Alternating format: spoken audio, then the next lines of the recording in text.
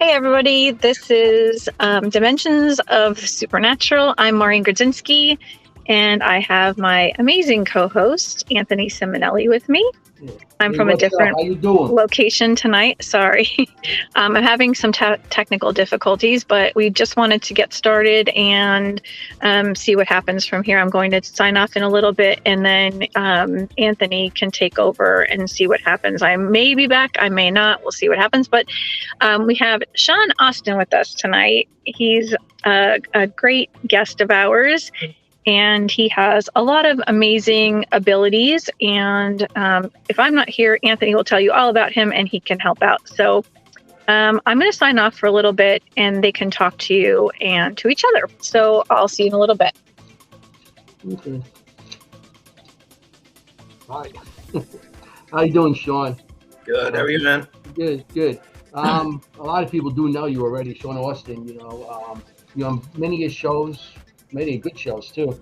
The Demon Files, you were on that, which was a cool show. Really yeah. It was the first TV show that I was ever on, and you know, it's kind of like when it was like a whirlwind of getting involved in the paranormal. So many things started happening at once. With having a spiritual awakening and coming on podcasts just like this, and then next thing you know, I was hosting my own podcast, which led me to meet Ralph Sarchie, who's my mentor in demonology.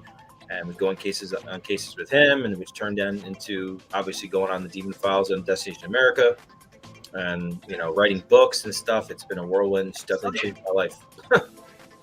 Yeah, I mean, that's how long ago it was on what, Destination America, something like that. That channel. That's when it was still paranormal. Now it's travel type. It's weird. That's a travel like destinations of everybody going on campus and stuff. And Travel Channel is paranormal now, so it's yeah. That was the destination for paranormal, no pun intended here. But then they, Discovery bought Travel Channel, and then Travel Channel is really all paranormal. So it's kind of funny, but that's when change in networks and all sorts of different scenarios take place, and the melding of Hollywood and the paranormal field, which is a good and a bad thing, as I'm sure we all know. Yeah, I'm back. Yeah, she is. Can you hear us? I can hear. I'm sorry. Good. Was it your phone? It had to have been, because now I can hear everything. So I'm so sorry about that, but it's nice to be back, and I'm glad to be here. So thank you for giving me that opportunity to sign back on, and I'm glad to see you again. I was talking about some of the shows he's been on, the Demon Files, and also the Ghost Hoops that you were on. I think I met you right after that at Shanley. Yeah, that makes sense. And we all love the Shanley Hotel. Been there many times. Wrote about that in my second book too. Some of my crazy experiences. Yeah. We gotta get Maureen out there one day. Oh yeah. I would love to be there. I really would. I don't get enough of an opportunity to investigate like you guys do, but I've heard so many good things about it.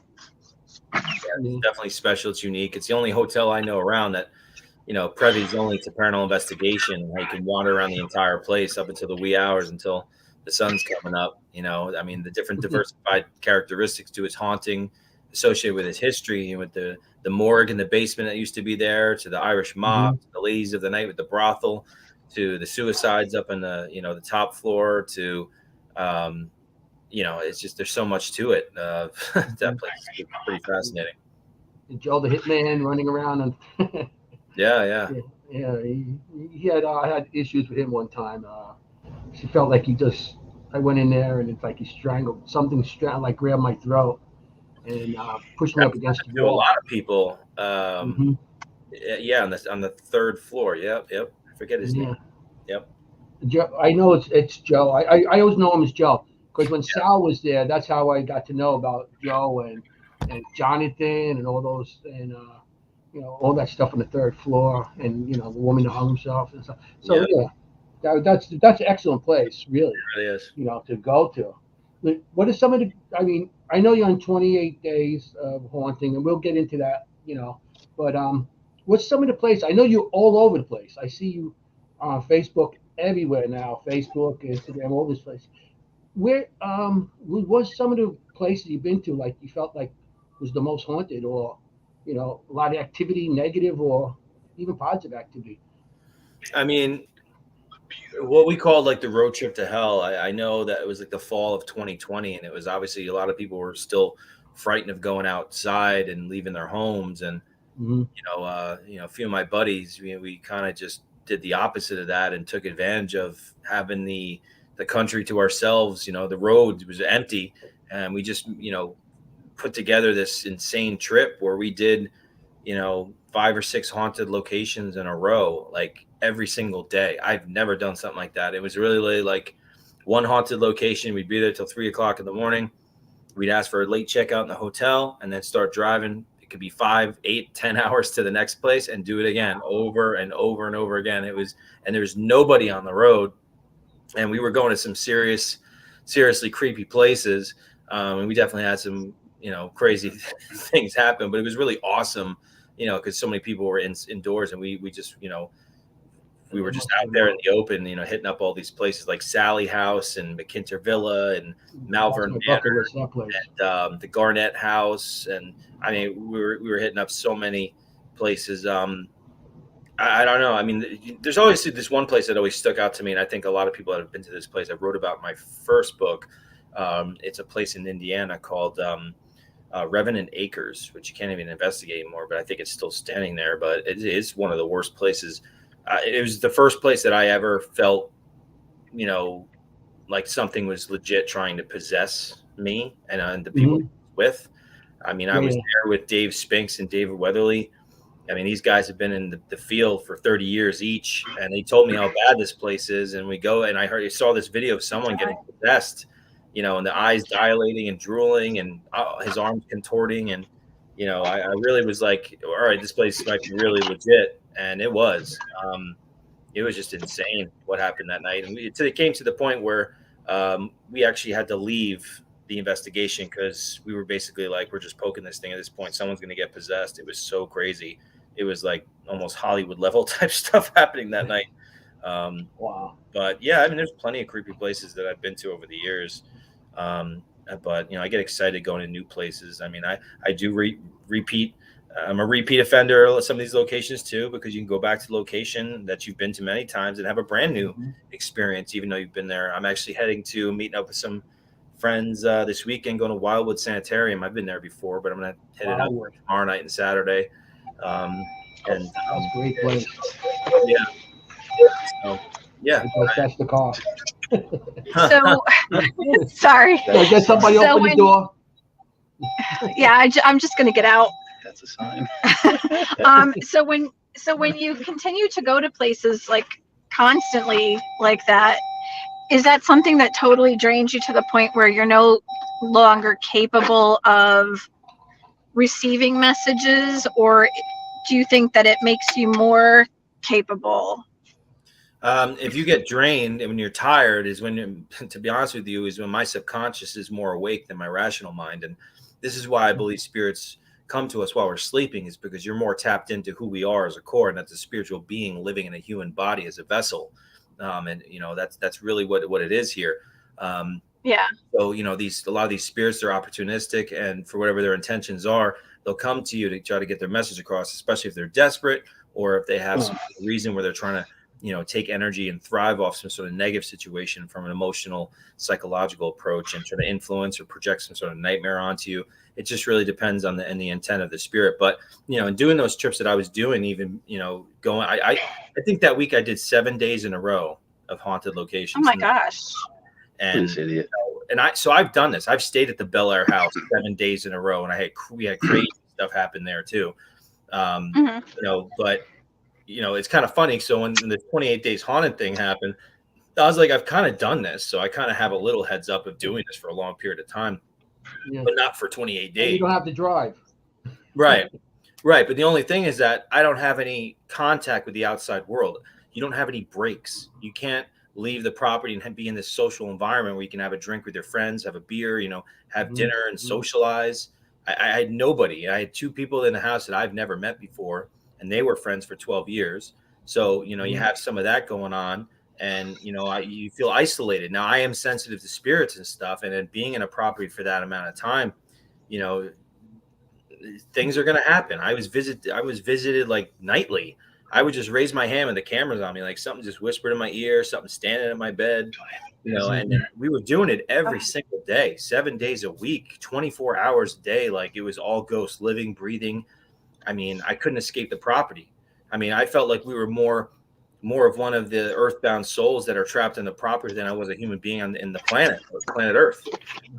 There's obviously some negative energies in the property that are going to take advantage of that and try to cause, some divisiveness, and basically like gerbils on wheels, because they knew exactly what we were doing. The ones that are intelligent, and if they could take advantage of it, of course they're going to. So there's all sorts of different scenarios that can take place being in a place for that long, with that much energy on a spiritual sense. I think that's the same, like with me too. I think once I get tired, I've over investigated, I'm definitely more on point than, not that I'm on point, I'm not on point when I'm wide awake, but it's definitely more on point when I'm tired. I'm over investigated. That's because you're in that in-between state of being fully asleep and fully awake. And that is the point when you're sleeping. Yeah. You're most susceptible to accepting, telepathic information from a clairvoyant or clairaudient method from the spirits. And that's why, when that happens to me, I'll start literally hearing the voices like speaking, and I'm like, oh my God, like I feel so, but it's also a dangerous place to be, because if you're really tired, and this has happened to me too. I was just talking about this with someone before. It's like I've done a bunch of documentaries, even outside, doing these TV shows. And it's like I do a trip, and for days we're going to some really messed up, dark places like Goatman's Bridge and Yorktown Memorial Hospital, like some really messed up places. And I'm running around helping my buddy, who's the filmmaker, getting up early, and I'm staying up way too late. I'm not sleeping. And then I really started to feel like something was trying to mess with me. And I'm like, I almost like left, because I'm like, I can't go to these places and communicate with this stuff and be exhausted, because my vibration is going to be lower, and you'll be more susceptible for these things to be able to influence you. Because if you're on their level, you got to be, higher vibrational. You got to be energetic. You got to be, rested. You have to be prepared psychologically and spiritually to be around these types of energies, because there's things that are going to take advantage of that. And especially me, with what I do and try to help people and help spirits and how I approach the paranormal, I've got enemies in lots of dark places. So if I screw up, then they're going to be right there, ready to, take advantage of that and make it as worse as possible. So, that's why I try to avoid even sleeping at some certain haunted locations now, especially if I'm doing like serious investigations at places or filming and stuff like that. Or, even this weekend, like, some of the guys are sleeping at Wildwood Sanitarium. I'm like, no, I'm not doing that. I'm sleeping at a hotel. We're investigating a place for 2 nights. I don't want to be exhausted. So if I go there one night, tomorrow night, and don't sleep, I'm exhausted all day on Saturday. And then like I'm walking around a place where there could be something, you never know, that could latch on, because I'm not mentally fit or have enough rest, and my vibration is lower. So I want to make sure I have the best chance to have rest in doing these types of investigations. It's just, I realize over the years, it's not good. It's not a safe place to be overall. Have you been to Wildwood? Last week I was. This is the first time. What was that? First time? Is this the first time you've been to Wildwood? No, I've been there. I've been there a couple of times before. 2, 3 times. That place is awesome. Yeah. I know. I've slept in there. I slept in that place. Yeah, I have too. It was weird, because when I went in there, and I went into a section, and I walked in, all of a sudden my knee feels like my knee was hit, and my knee swelled up. So all night long, I'm doing investigation. I couldn't really walk. My knee was all swelled. I was actually crawling up and down the stairs because I said, I'm all the way out here. I want to investigate. My son was there, so he helped me a lot. But it was crazy. That was a crazy place, and it was an awesome place. I haven't been back there since, but I've been looking to go there, go to Hinsdale and then there. Yeah, it's not far from Hinsdale, and then the other place too, Bergen House, which is another creepy, weird spot too. I haven't been there yet. Yeah, but, we can give that a shot one day, So we were at Chrysler Mansion together. That was a wild place too. Yeah, that was a cool spot for sure. We were getting stuff. You were downstairs in the. Remember, I was with you downstairs at the table, and we were getting something here from a woman that was looking for help. At the same time, Ron had his radio on the second floor, getting the same thing. Yeah. And there was somebody else down the basement that was getting something about a woman that needed help. Mm-hmm. That was crazy. That was, all three corresponded at the same time that a woman needed help, and Sure. we couldn't find out what was going on. But that was some night there too. Oh yeah, that's an interesting spot. We'll go back there. Sean, I was really impressed with the fact that you worked with Ralph Sarchie, because he's someone that I've always kind of looked up to, and he was your mentor when you were studying demonology. Mm-hmm. Yeah. So how was it to work with him? Ralph's got a pretty extreme personality. I mean, I think when I was first around, I was pretty nervous. I mean, I'll never forget when he asked me to come on some case, and like I said, I was investigating the paranormal, and I just met Ralph, and he's got a movie coming out months away, and he asked me to come on cases. Like, I'm like, oh my God, this is like intense. This is crazy. And I'll never forget going on this one case. It was supposed to be some sort of succubus like case. And, we were going there, and we were down in the basement, and I kept on seeing a shadow figure dart around. This guy sitting on the chair with his hands on the chair. And, he, whips out the relic of the true cross, which is relic that he uses, and puts it right on this guy's head. And this guy's like shaking in the chair, and we're standing behind him to try to, in case he jumps up off the chair. I'm like, he's yelling at this thing as if it needs to come out and show itself. And I'm just like, wow, what did I just walk into? This is pretty crazy. I mean, it was just like something out of a movie, Yeah. But I've known Ralph now for many years, and like he's like family. He's like, I was just with him in Florida, because he moved down there, and it was really great to see him. And he's an honorable man. He does it his way, and he doesn't care about anything else but his spirituality, and it's something that I truly respect, and really appreciative of what he has taught me. And being around any of these people, throughout the years of me doing the paranormal that were around during the pioneering times, like the Warrens and, John Zaffis and Ralph and all these people that were there when it wasn't cool to be a paranormal investigator. It's kind of a very small niche of people that were involved in doing that. You'd have to look up in the yellow pages to find someone who's a parapsychologist to try to help you out. When it was mostly people just trying to go to churches, and they were, kind of clueless on how to approach this stuff because they really weren't versed on the supernatural element. And people would try to shun you out of their neighborhood if you try to say that the house is haunted. Now it's the opposite of that. Now you have people wanting their house to be haunted because it's going to be their claim to fame to be on TV. Who's trying to, get on TV, and then they kind of like become overprotective of their own residential homes because that'll be their claim to fame to be on TV. You have Hollywood and the paranormal melded together, and you kind of have all the nonsense that goes on in Hollywood with actors and actresses competing with each other in the paranormal field and the spiritual field. And it's unfortunate because if we're truly spiritual people, we shouldn't be doing anything of the sort. We should be synergistically working for the greater good. I mean, whatever opportunities any of us can get, it's meant to be what's meant to be. Work hard and keep pushing for it. And there's a lot of the stuff that goes on, and the drama and stuff like that. It's it's unfortunate. I mean, I've dealt with a lot of stuff, but I just try to focus on what I'm doing, and I want to make an impact because I'm truly passionate about the subject. So whatever opportunity I'm able to attain, I'm humbled to be a part of it, but I want to be busy with it. I want to leave something behind by the time I'm done, to know that I made some sort of difference in a positive light. Mm-hmm. Well, you're gonna, because I worked with you on and off, a couple of places, but I mean, you're really honest, and if you think something's not it, it's not. And if it's something that you believe in, you'll stick to your guns because you're like an honorable person that can make this field go on, and you're not in it for the wrong reasons, like you said. You're not in for the wrong reasons. You're in for the right reasons, that you want to make a difference and impact on everything with that.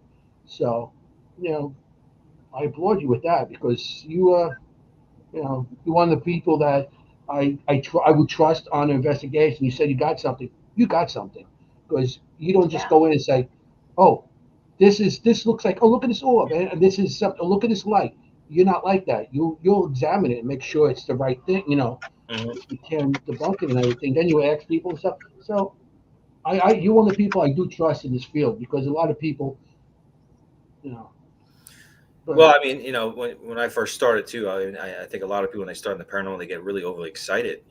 As soon as ghosts are real and you get some sort of piece that probably is legit, all your surroundings is like, oh my God, every little noise, you're like, what was that? I mean, it kind of just messes with your head, and you kind of somewhere you gotta have to have a happy medium along the line, and even me through is that you start to gradually like realize like, okay, what's paranormal, what's not, and like it's not everything's paranormal.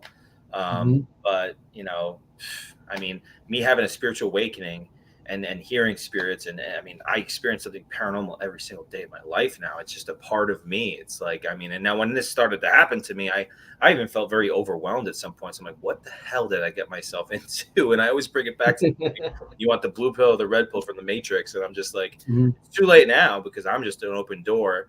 So I just doze off, and I mean, I've had so many experiences, and you just never know what's going to happen. But I wouldn't take. So when did that happen to you, Sean, and why do you think it happened?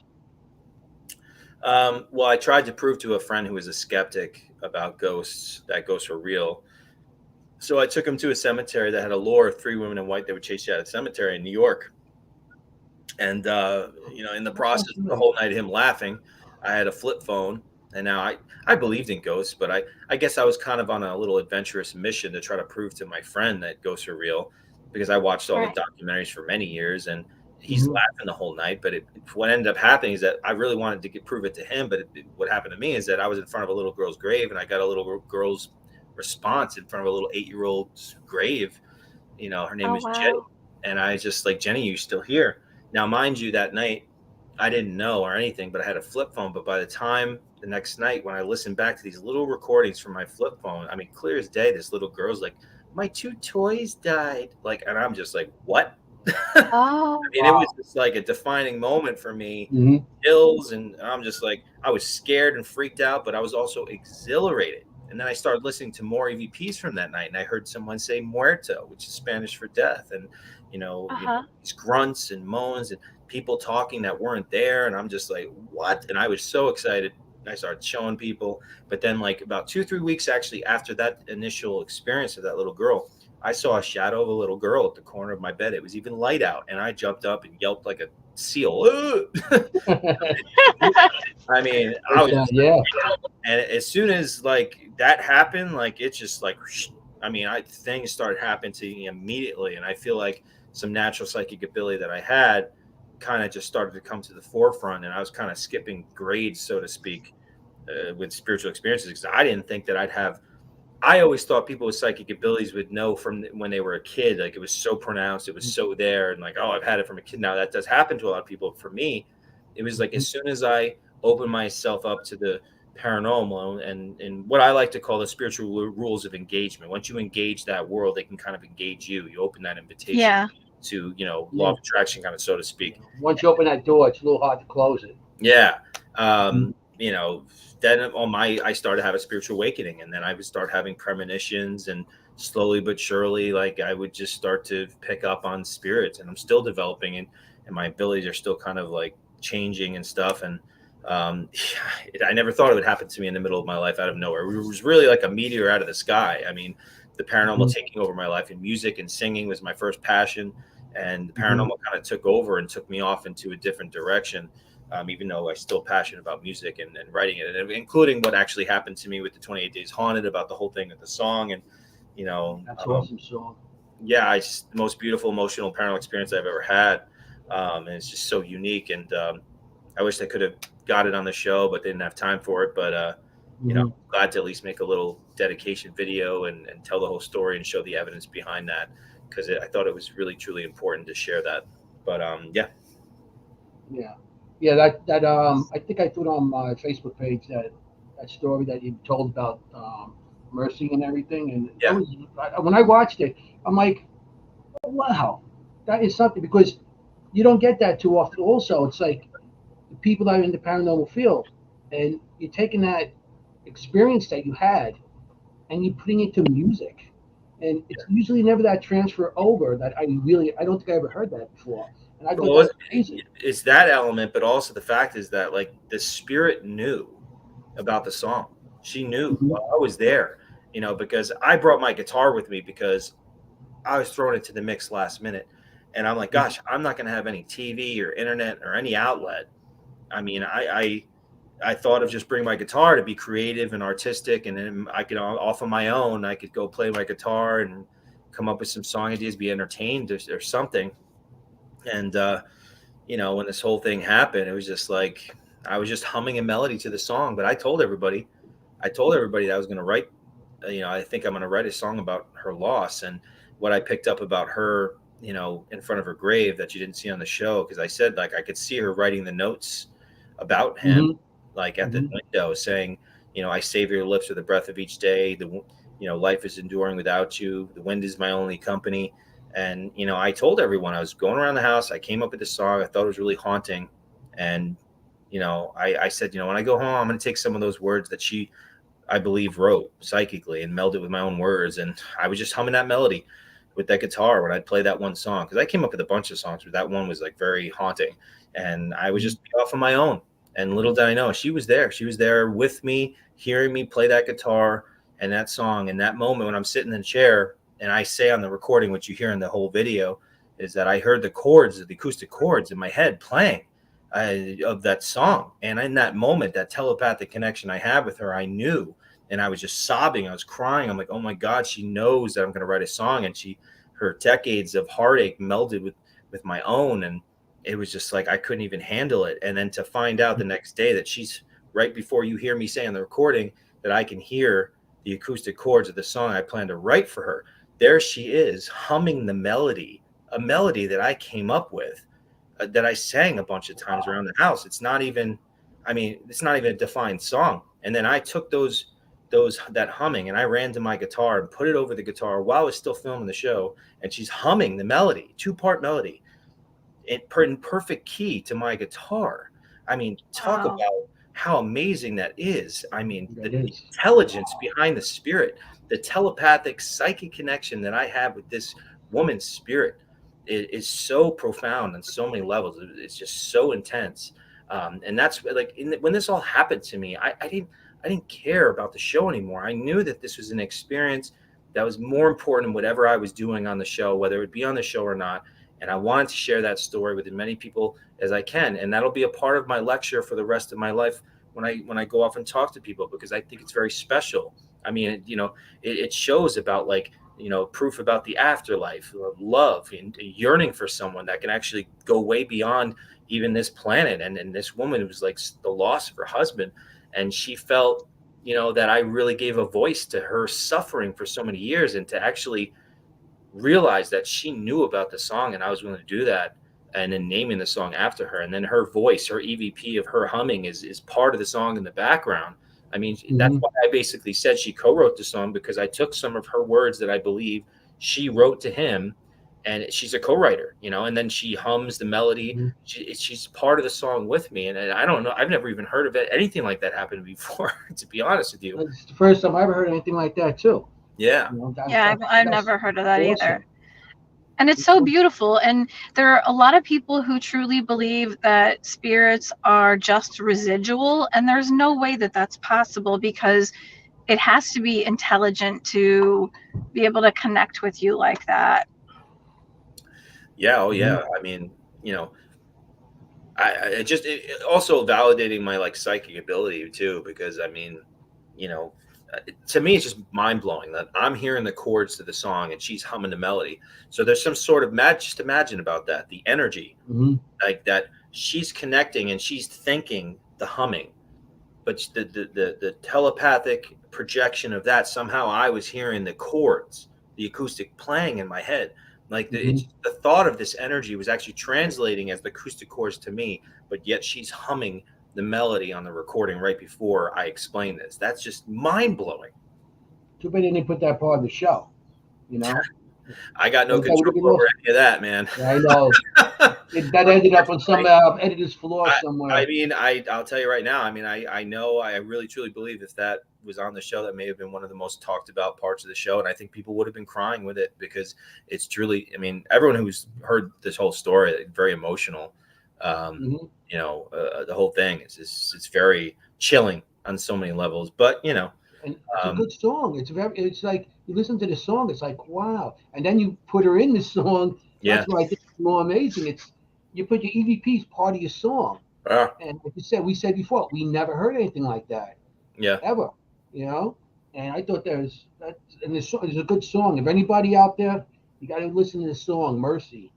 Sean, when did you record that? Because it's I see you on a beach somewhere in on the video. Well, that was the thing too. I mean, if you saw the videos, that I discovered more weird synchronicities to the story, that I am some sort of like, you know, just like I felt, you know, when she said to me at the property, because she's like, after this whole happened, I was downstairs and ran to the door to like get some air because I couldn't stop crying. And she said to me, I could hear psychically that she's like, you were meant to come here. You captured my essence, you know, and then to discover like, you know, when I wanted to do a music video, and I knew my friend who's a filmmaker who does the documentaries. I'm like, dude, would you do this for me? Like, I really like to give a visual and tell this story that wasn't on the show. Like, it really, I think is important. You know, he lives in North Carolina, and I went down there, and he lives in Wilmington, which is basically close to the beach. And I got a hotel on the beach, and, you know, we were just kind of doing the interview, and he's just asking me about the story. And I was looking it up on my phone. And there I am, like on my phone and discovering stuff that I didn't know, is that, you know, on February 13th, 1754, he had, you know, written a message on a plaque or something saying, God bless this whole family, watch over us. And then, you know, February 13th, that's my birthday. It's my son's birthday. Oh my gosh. Yeah. And then to find out on, you know, there I am on the beaches of North Carolina and finding out the same articles. I'm sitting on the beach with the filmmaker just telling the stories that allegedly the captain had shipwrecked right off the coast of North Carolina on Cape Hatteras. And it's only like a few hours away from where I was in the beach in the ocean. And I was just there by chance because my filmmaker lives in North Carolina. I mean, just like, wow. That's awesome. And like you said, the synchronicity was there, you know, and you were there. I hear whispering. That's EVP? I hear somebody whispering. I don't know. But I thought it was awesome that, you know, you're off the, you know, you're not too far. It's like everything was like right there, just to make that song. And she did. She probably made all this happen so you could actually verbalize it and put it to music and put it out there for her. Yeah. I think that's awesome that you did that, you know? And what week was the most when you were there, besides with Mercy? What week? Because I know I watch it and they show, you know, they don't show every week. It's, you know, it's 28 weeks. I know. I mean, you know. I know towards the end you guys started bumping heads there. You know, the show's like 28 days, but like, I mean, I don't know if it should have been called 28 minutes because it was so, I mean, you saw probably a fraction of what we experienced there because we really were there for that long period of time. And, you know, there's so much more that happened and went into so many different directions, you know, because we were investigating every single day.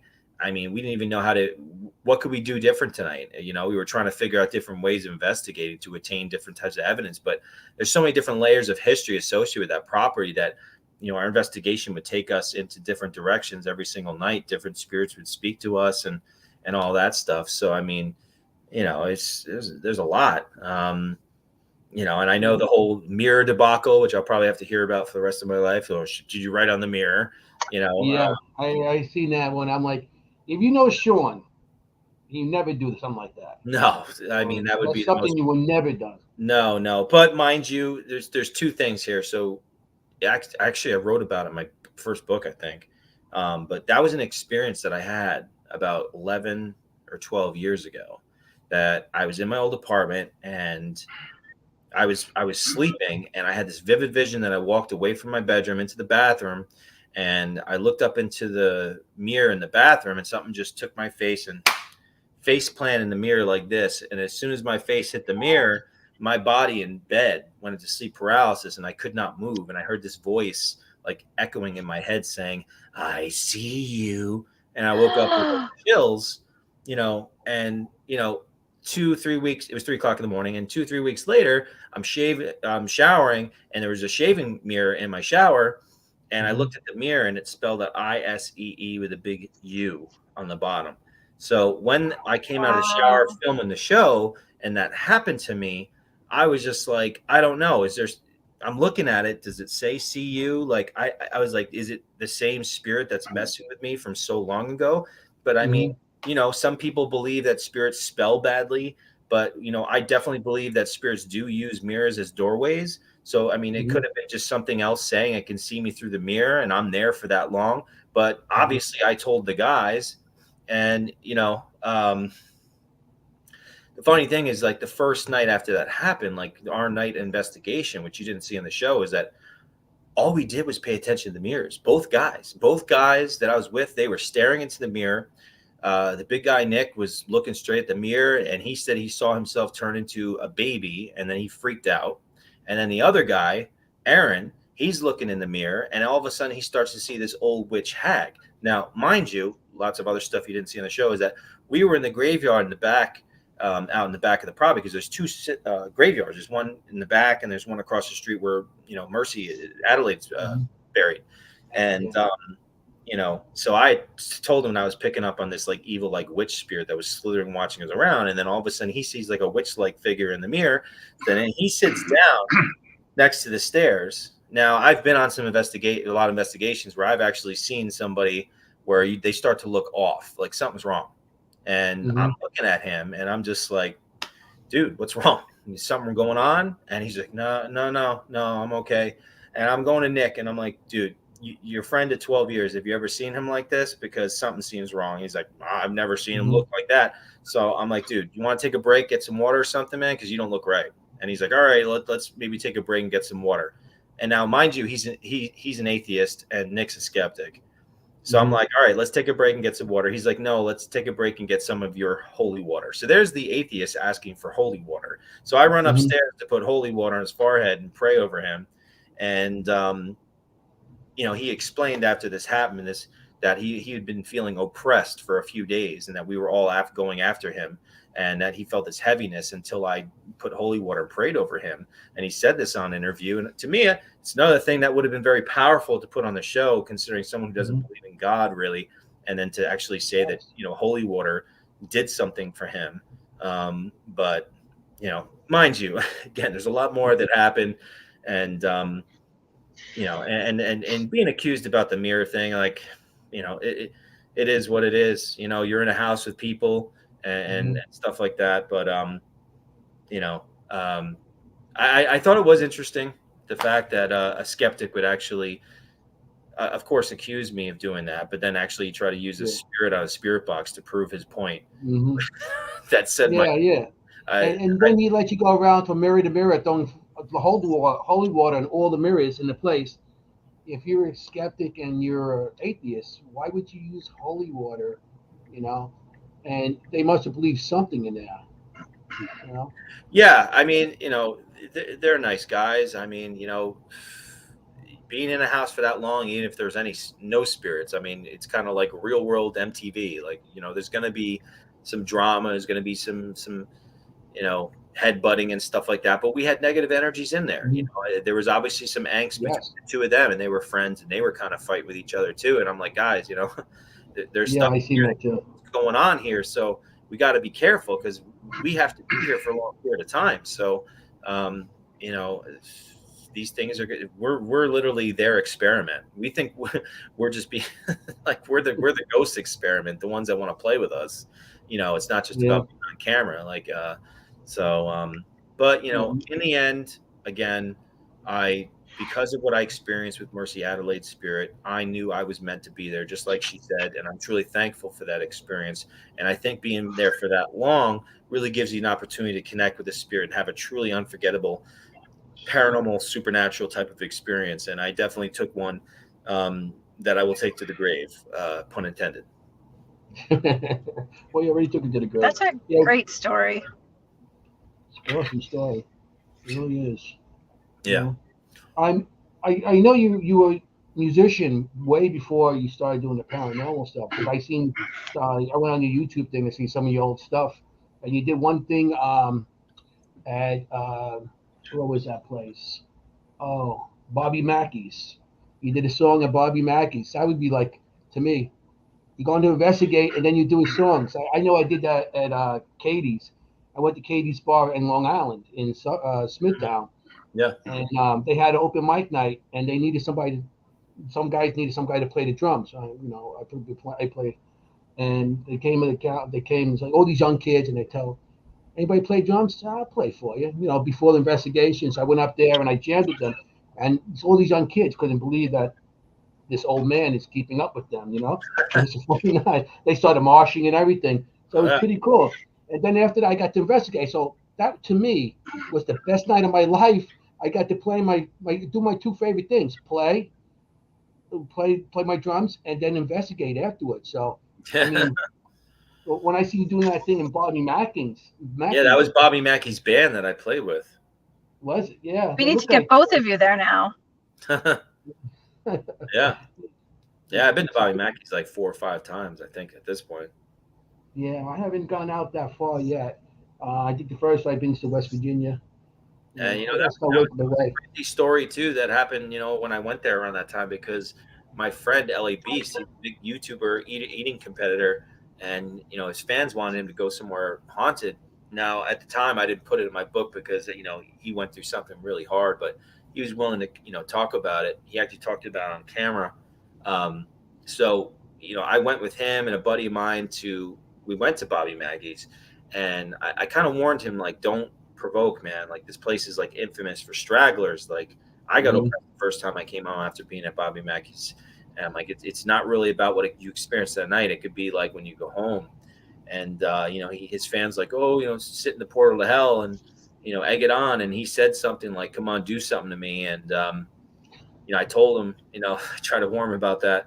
Now, mind you, Bobby Mackey discovered who LA Beast was, so he kind of wanted to make an event while he was there. Now, funny, again, it was around my birthday, so we went there and drank that night, and I was talking with Bobby Mackey for a half hour. We were having drinks, and I sang with the band, and then he ate a 4-pound cow heart on stage in front of everyone, and it was like this crazy, funny thing, entertaining thing. But after we were all done, with investigating, now, mind you, something crazy happened that night too when we were in the basement, and I couldn't live stream at that point down the basement. That's where supposedly the portal is, down the basement, isn't it? Yeah, but like Dave Spinks, there was a table about 15 feet away from us, and he had his tobacco chew in a can on the table. So we're looking down in the middle of the basement because it's a long corridor, like area of the basement, kind of goes down a long way, and we're looking, doing a flashlight ITC.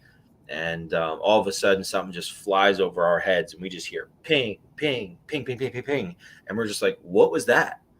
And we look around the flashlight. So the tobacco chew picked up off the table and was thrown 30 feet across the entire basement. In it. So I mean, that was crazy. We had some really wild stuff happen. It was very cold that night. But anyways, LA Beast, went back to the hotel, and he seemed off. Another person, I was just like, something seems off. I went to his hotel room, and he answers, he's like, dude, I don't know what it is, but something just wants me to like hurt you really bad. I'm just like, dude, man, like I tried to tell you about that, whatever. And we kind of like, whatever, we finished our trip, and he went back to LA. He was living in LA at the time. And so I didn't hear from him for like a few months. And then out of nowhere, I hear from him, and he said, man, some crazy stuff happened. I'm like, what happened? He said, well, I went home to my apartment after Bobby Mackey's, and I started seeing shadow figures, darting around my apartment. And it led up to a point where I had a mental breakdown and took all my favorite belongings, threw it in the car, and started driving. I didn't even know where I was going.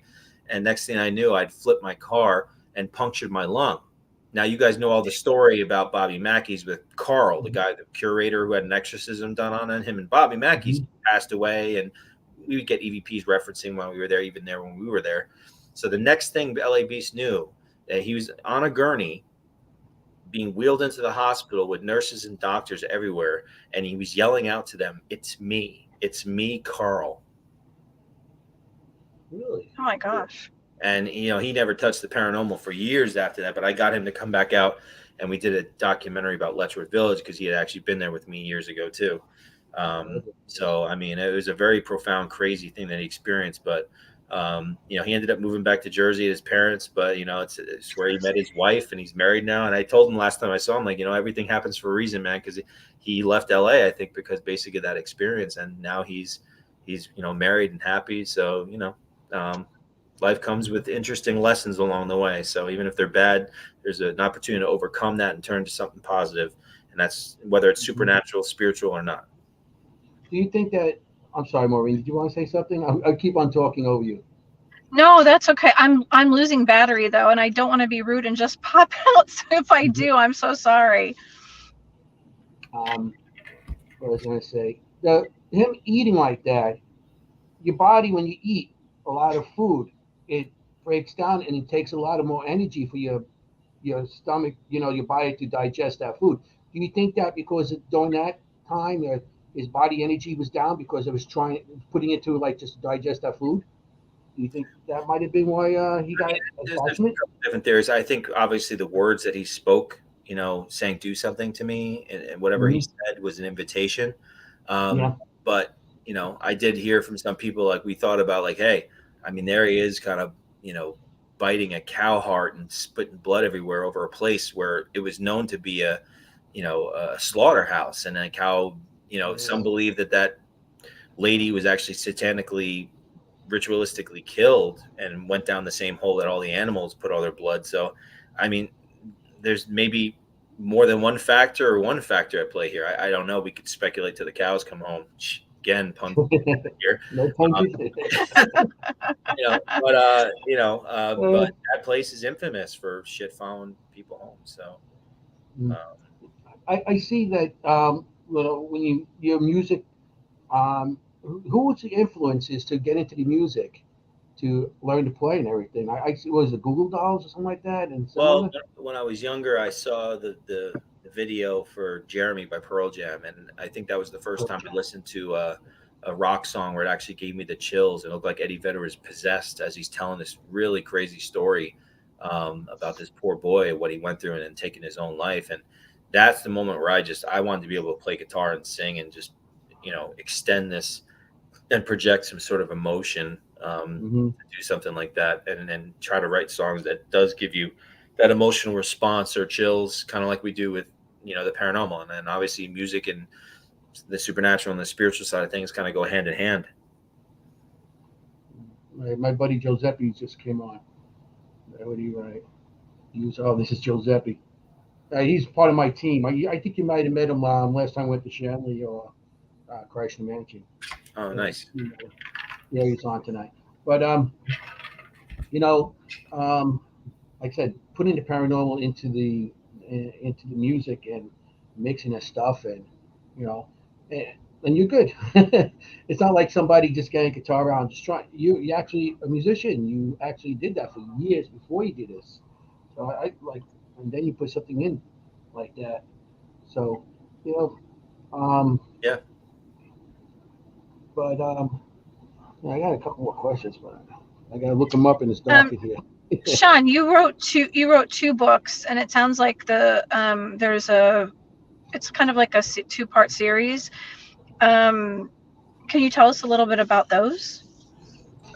Well, they're basically just, the first book's kind of, you know, autobiography, like about the beginning of me as a kid, and then kind of stepping into the paranormal and my experiences as they progressed. And the second one's kind of just a continuation of that. But mind you, the name of my book, Shadow Chasers, not because I just came up with a name I thought was cool.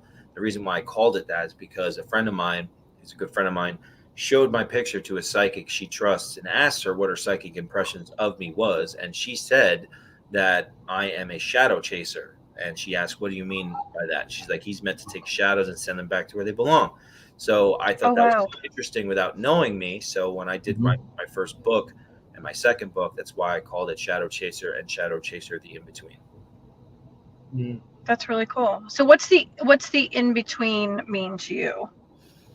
It's kind of like the spiritual world. It's in between, you know, it's in between this place and another place. So do you believe in heaven and hell, or like I believe that it's just another dimension that we go to?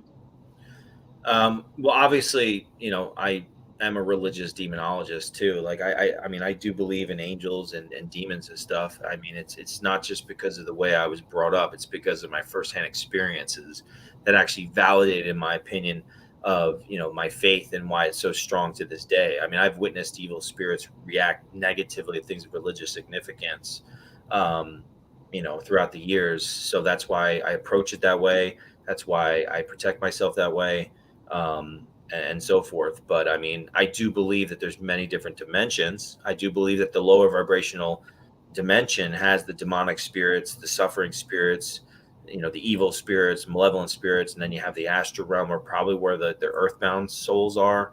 And then there's other higher vibrational dimensions that go up from there. And even though I am Catholic, and I say I'm spiritual because I also believe in reincarnation. I don't believe that we just have one life. I do believe we keep coming back.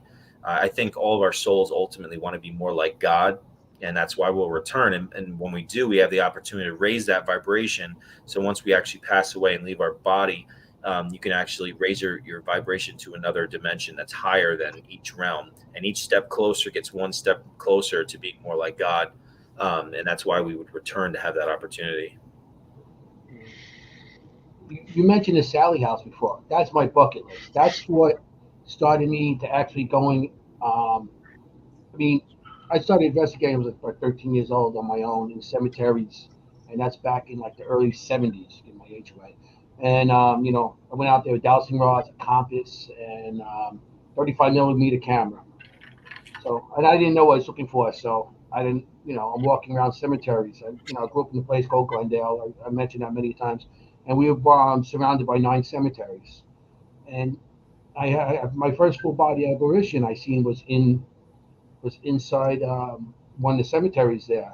So I used to go back there at nighttime because nobody believed me. Everybody thought I was crazy. And back in the cemetery, everybody thought that everybody was on drugs. So I used to go back in there and do investigations on my own because that's how I started with that.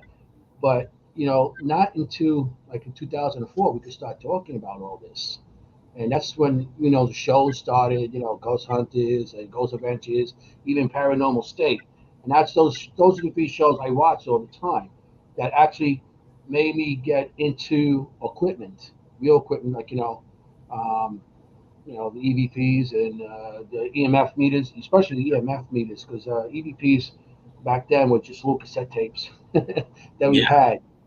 So I mean, coming into a new era in the 2004 on, and now even more now because everybody with a K2 is an investigator. I feel that we're coming along. We came a long way from Lorraine and the Warrens came across to now. So, I mean, how do you feel the field is going? Do you think it's going in the right direction, or you know?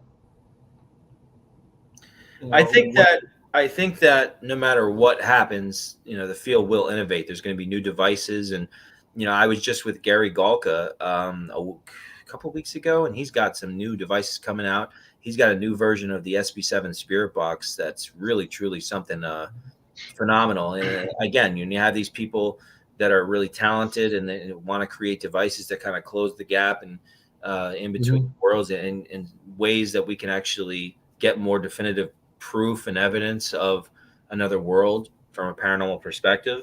I think that'll always continue. With entertainment, social media, and all these things like TikTok and YouTubers and stuff, you're always going to have a group of people that have an intent for the wrong reasons to get involved with this stuff. So there's going to be ignorance, and there's going to be people that are truly passionate about it and getting involved for it because it's interesting, it's fascinating, and so forth. But I mean, it's going to come with good and bad. It's kind of like me going live on TikTok, which I do a lot, and I'll be live this weekend. I mean, they throw you to the For You page, and then boom, like you have thousands of people watching you, and you're going to have some bad people come on there and criticize you and be skeptical, but then you'll have a group of people come on there and wow, this is really interesting, and they really appreciate how you approach the paranormal. Everyone has their different methods, but That's why I let people, watch how I do things, and then if it resonates with you. But like as I'm saying, it's always going to be coming with good and bad, no matter what you do, and especially in the paranormal field. So it'll kind of be like a balance that goes up and down of bad and good as we progress. But there will always be progression, especially with technology and things that we can do, and the different types of people that do decide to get involved for whatever that reason is, good or bad. Yeah, I mean, with this new technology, what do you think that is, because a lot of stuff coming out too, you can't say if something goes off, say that's evidence, until you hear a voice or something like that. What do you think is the best piece of equipment that you use to get evidence? I think we lost Maureen. She got possessed. For me, because of my intuitive ability, my sensitivity to spirits, I love the communication. Because if I pick up something, or if I see something, or explain something, or hear a word or something, and it kind of spits out something that's connected to what I'm saying, then it kind of validates what I'm picking up, and then I consider myself as my own piece of equipment. So I'm looking for other things that we use on investigation to validate that. So I love the straight up communication, or any sort of these devices that can ding and beep, to kind of validate that and push that through as well. So I like the straight up ITC stuff.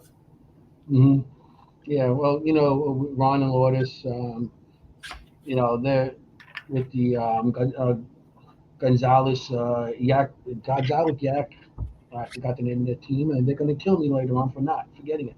But with the innovation that they're coming up with, with white noise and the audio now, it's really something how they're getting close to it.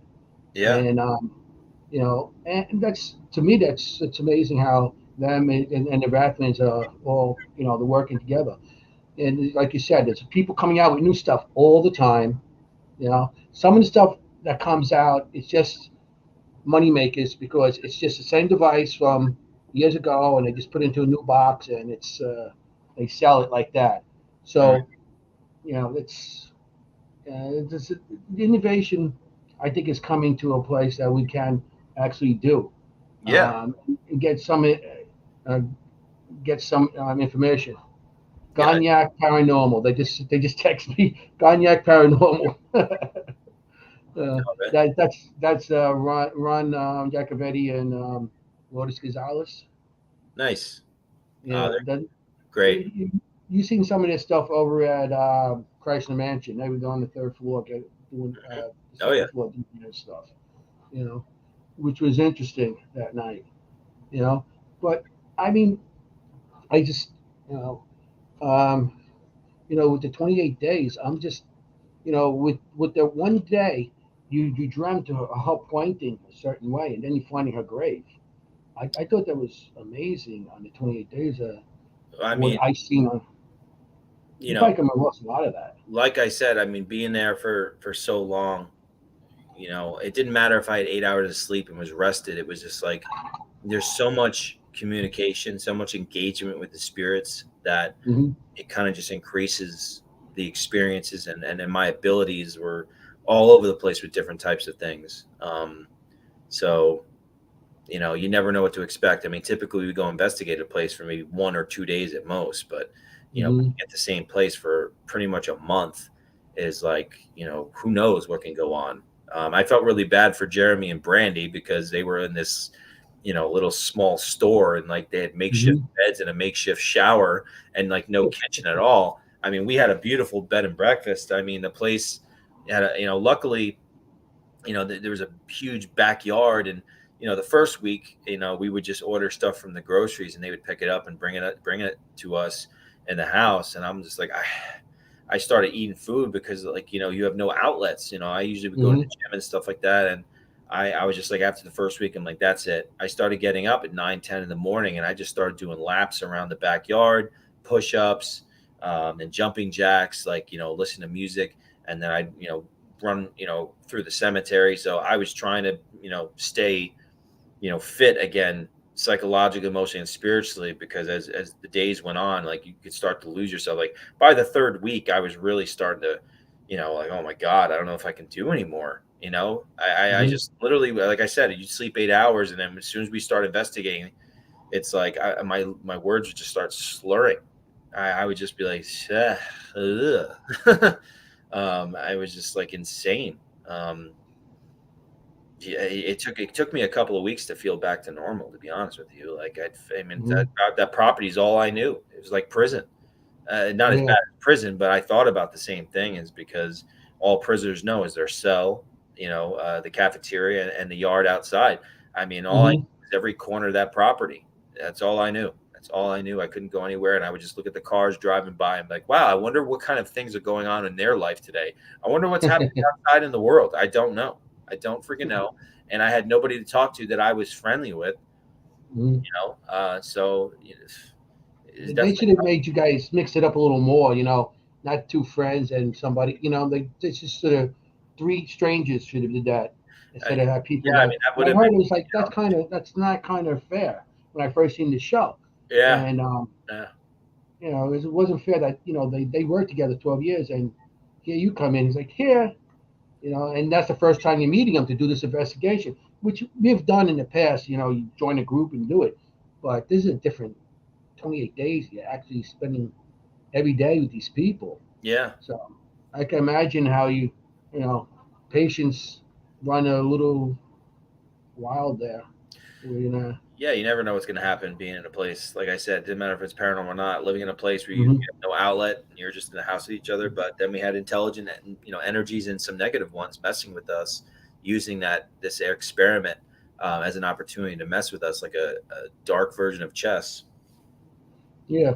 Well, that was part of the experiment the Warrens did with the 28 days, wasn't it? It was supposed to be wearing you down so you open up more for the spirits. Wasn't that part of the experience that you're supposed Well, to it was. do? I mean, it was just a theory that they thought that the veil would be lifted after a 28-day cycle.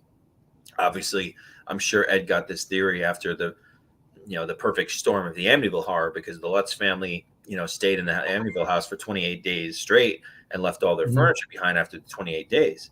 Yeah. But I don't think Ed Warren thought about. I mean, we didn't just live in this house for 28 days. We engaged. We used equipment. We were pushing the envelope 7 days a week, 24 hours a day, talking, engaging, living in that moment. And so it was taking things to a whole new level that they were even thinking about. So, yeah. So you were like open to it 28 days. It didn't matter. You were just when we go to places and we spend a couple days there and stuff. You open up, you're there for a couple days, and then you leave. You guys are there 28 days.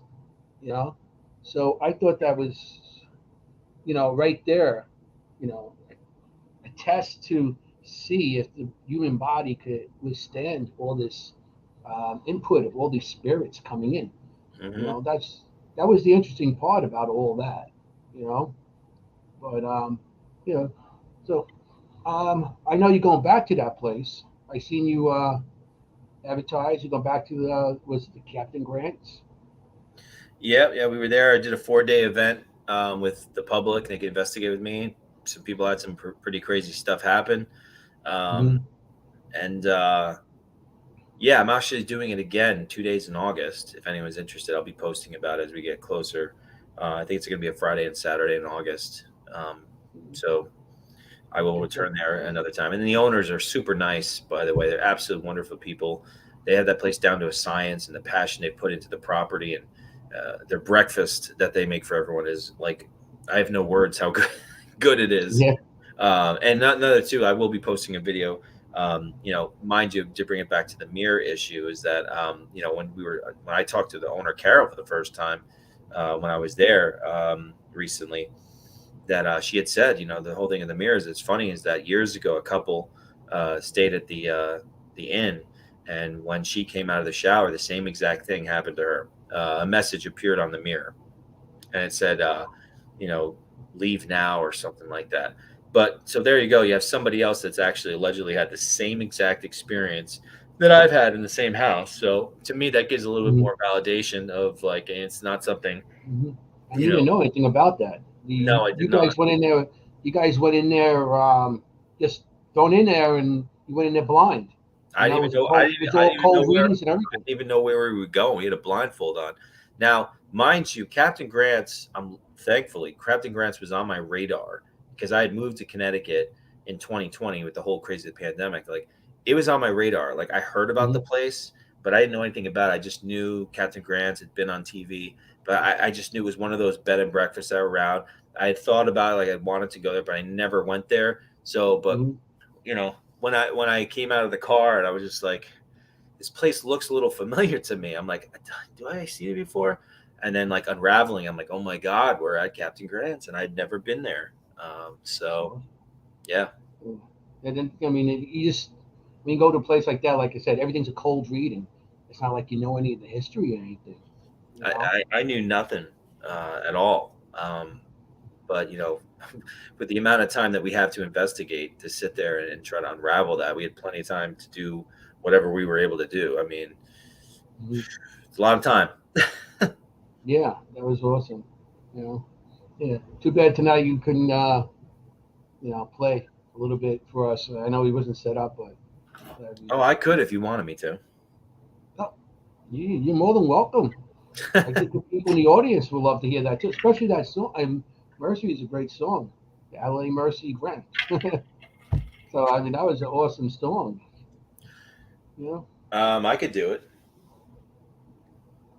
That'd be awesome. If it doesn't bother, I mean, if it's okay with you. It doesn't bother me. I have my guitar right here. Awesome. Everybody, listen to this song. It's beautiful. It's a beautiful song, and he wrote it at 28 Days on Netflix. So check this out. It really is. And this was all I did. Like when I was in the house, I just like would have the capo on my guitar, and I was just like.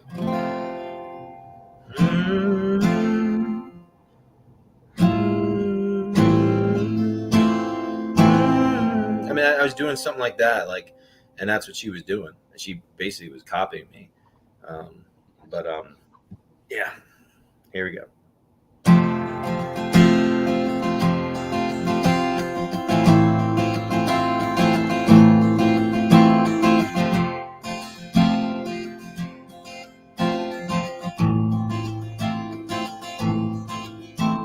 Savor your lips with every breath. Each day I stare down these empty rooms. The wind keeps me still without reach, and the chance it'll bring me back to you. Dancing to the sounds of yesterday's song. Now without you, I must endure this song. Heaven feels far, I can't seem to reach. My heart 1,000 ways to every beat. Screams of mercy I cannot defeat. Will you return me when I'm gone? Somewhere I hope this holds you close.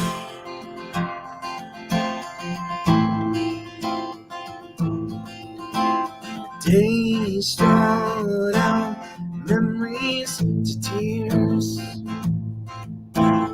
reeling in sorrows that once was peace, dancing to the sounds of yesterday's song.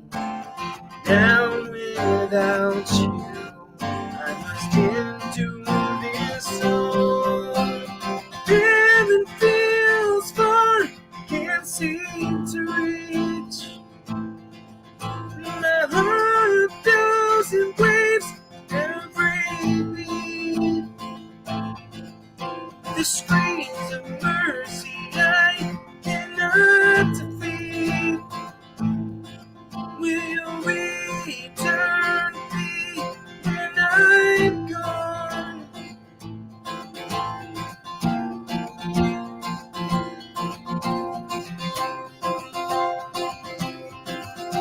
scared tonight.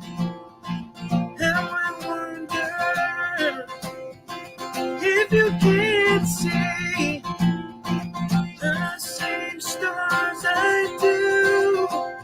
And it feels fun, can't seem to reach. My heart feels it waves every beat. The screams for mercy I cannot defeat. Will you return me when I'm gone? Somewhere I know this holds you close.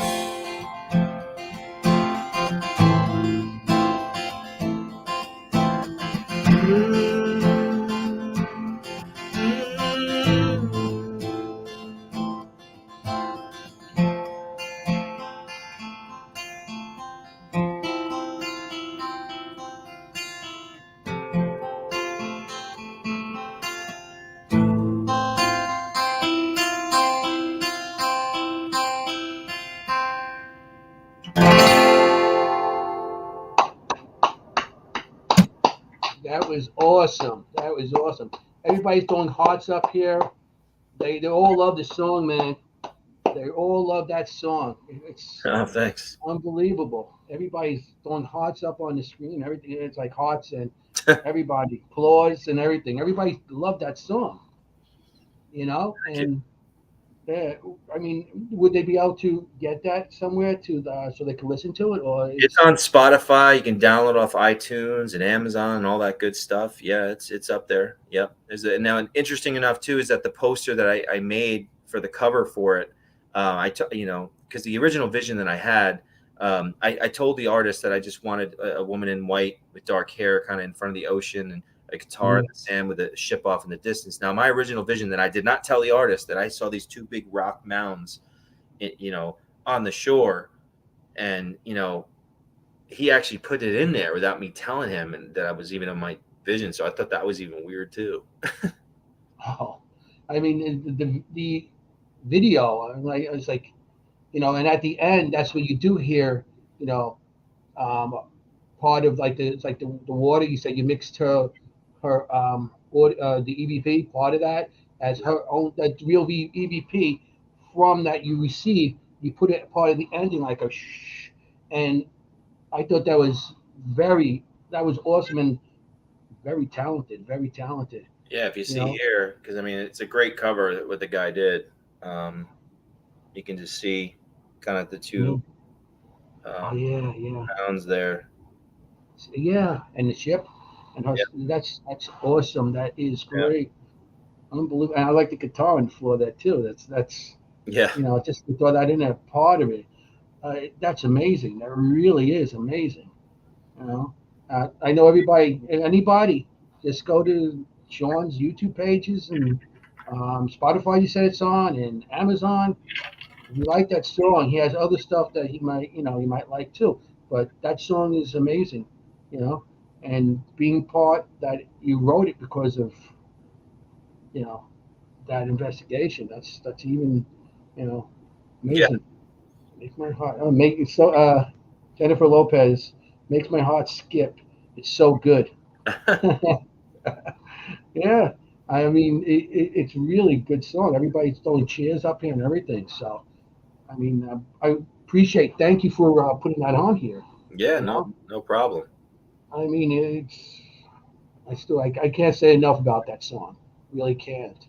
It's a beautiful song, and and maybe you start continuing next investigation. You'll start writing some more songs, and maybe the spirits will give you some more lyrics and some, and co-write songs with you. You got to start getting credits out. You know that.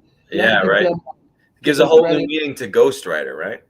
Yeah, exactly. These they're gonna come after you and say, "Hey, listen, where's my portion?"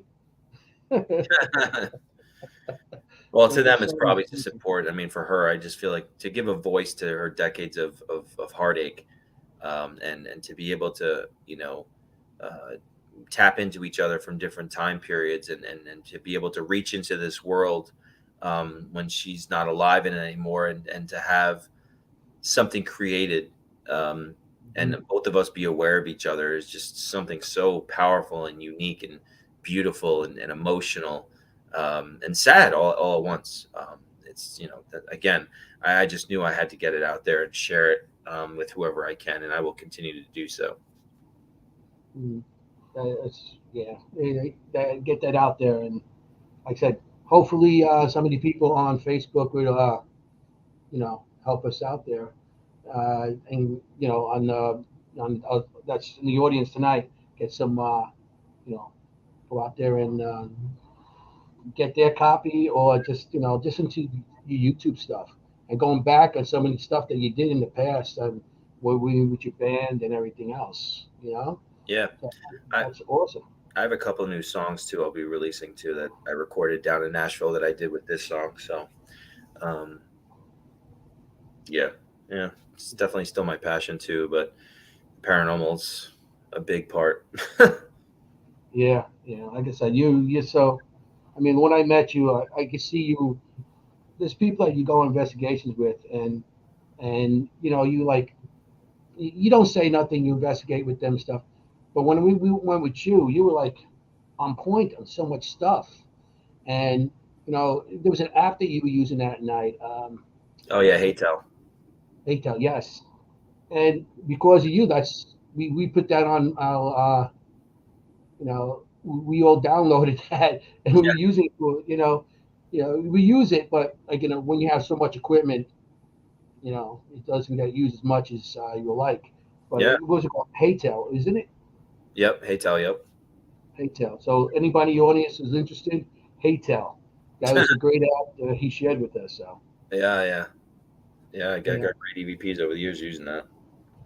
Yeah, that was wild, because the way he got EVPs when we went, you were just talking and stuff would come in, because it's like a very quick. You say something quick, and then something comes on, and we were getting something. You were getting something almost every time, and also us.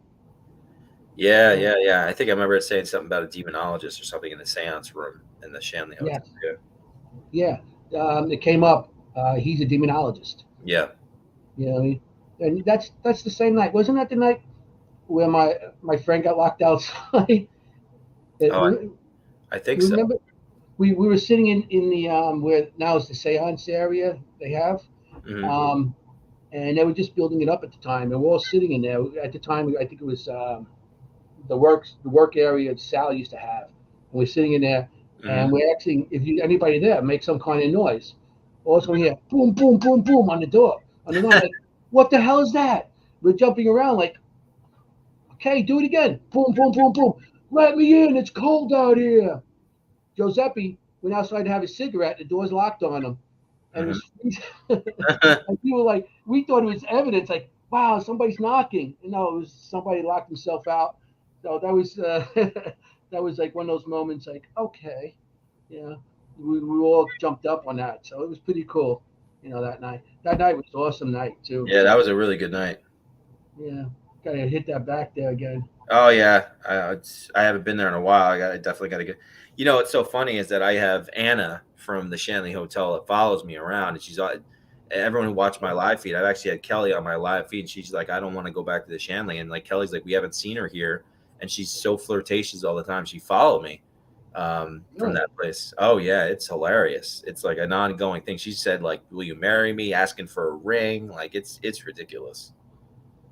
I know that was the. Wasn't that the ladies of the night from the brothel? Yeah. The one time I went there, and we were, my brother and I and my son were up there, and I was sitting in the waiting area with my son, and Anna's room, my brother was in there, and nothing was happening. And I said, oh. So he was laying in the bed. So I said, let me go, let's change and see what happens. So I went in the bed, I laid down there, and something pulled my necklace. I have a cross on. So something pulled my necklace, and I was like, whoa, something's pulled my necklace. And all of a sudden felt like something being, like cigarettes being put out on my legs. My legs were burning. I was like, whoa, And my brother took pictures, and I actually had little welts on my legs. Wow. But the next day they were gone for whatever reason. So at the time, Sal was the owner, and I went to Sal. I said, "Listen, this is what happened to me. Something burned my legs in Anna's room," and and he's like, and he called off. He had some guy that was working there at the time. He goes, "Come here." He goes, "What happened to Anna's room the other day to you?" Because I just felt like somebody putting cigarettes out of my arm. It was getting burn marks. So that verify what I was doing, what was happening to me that night. Of course, I'm getting burnt there. My brother and my son are laughing at me because that's all part of it. They were hysterically laughing. But we got some good evidence from that place. I mean, I recommend this Shanley. Oh yeah, Shanley's amazing. Love it. Yeah, and Kelly's Kelly and Kelly's the best. So nice, so down to earth, wonderful person. Yeah. So, are you going to be at any of the Paracons coming up, or? I'll be at the Gettysburg Battle Bash. Great cause, okay. Wounded Warriors. You'll be there. You're always there, right? Yeah. We were behind. Our tables were like a back to back last year. Yeah. That's always a good time. I'm gonna do the Warren event again next Halloween. There's some other stuff that's coming up that's still up in the air. So yeah, we'll see. Those are the ones that are like definite. Yeah, I know Penhurst has one coming out, and they just had they were looking for people, and that's the same weekend. I think the week that we're going back to the Conjuring House. Oh, okay. Yeah, so it's like the same that, and then the Rochester Paracons coming up like within weeks of each other. Oh wow! And they're all distance drives for me. I mean, Penhurst is like 3.5 hours, and the other one is like 7 hours. So I'm going to just go to the Hinge. I mean, the Conjuring. So that's you've been to the Conjuring. You probably have. I've been once. I'd like to go back at least one more time. Yeah, we had a big group that went there, and ended up that everybody left us about 2:00 in the morning. It was like 4 of us left. Me, Giuseppe, Ron, and Lourdes. And like 8:00 in the morning, we were hearing stuff that unbelievable. Oh yeah, that's going on. We were the only ones there. That was after everybody left. That's when we started hearing stuff. I guess you need a smaller group to, people don't realize. I remember when I went right at the beginning of the pandemic. I was there with somebody else, a friend of mine, and Kelly. It was just the three of us in the hotel, nobody else. And that was phenomenal. Like we were down in the basement. It was April of 2020. We were down in the basement, and like we literally were hearing full on conversations of spirits, like chitter chatting. We were just like, do you hear that? You just heard like people talking, and like just little bits and pieces where they're talking. And that's never happened since that one time I was there. Yeah, we heard the bed bouncing upstairs. We heard kids laughing. We were on the first floor in the kitchen. We heard kids laughing and stuff. It was an interesting night. And then when the sun started coming up, you could see like shadows. We had people running from tree to tree outside. It was really, I think we stayed until like 8:00 in the morning before we went back and passed out in our hotel. But it was, we were there. I mean, that was a crazy weekend because we drove out there and everything. So we were like 36 hours in already. And you do, what I'm talking about because you do a lot longer than us. I applaud you on those. Yeah. I know that knocked the shit out of me for almost a week after that.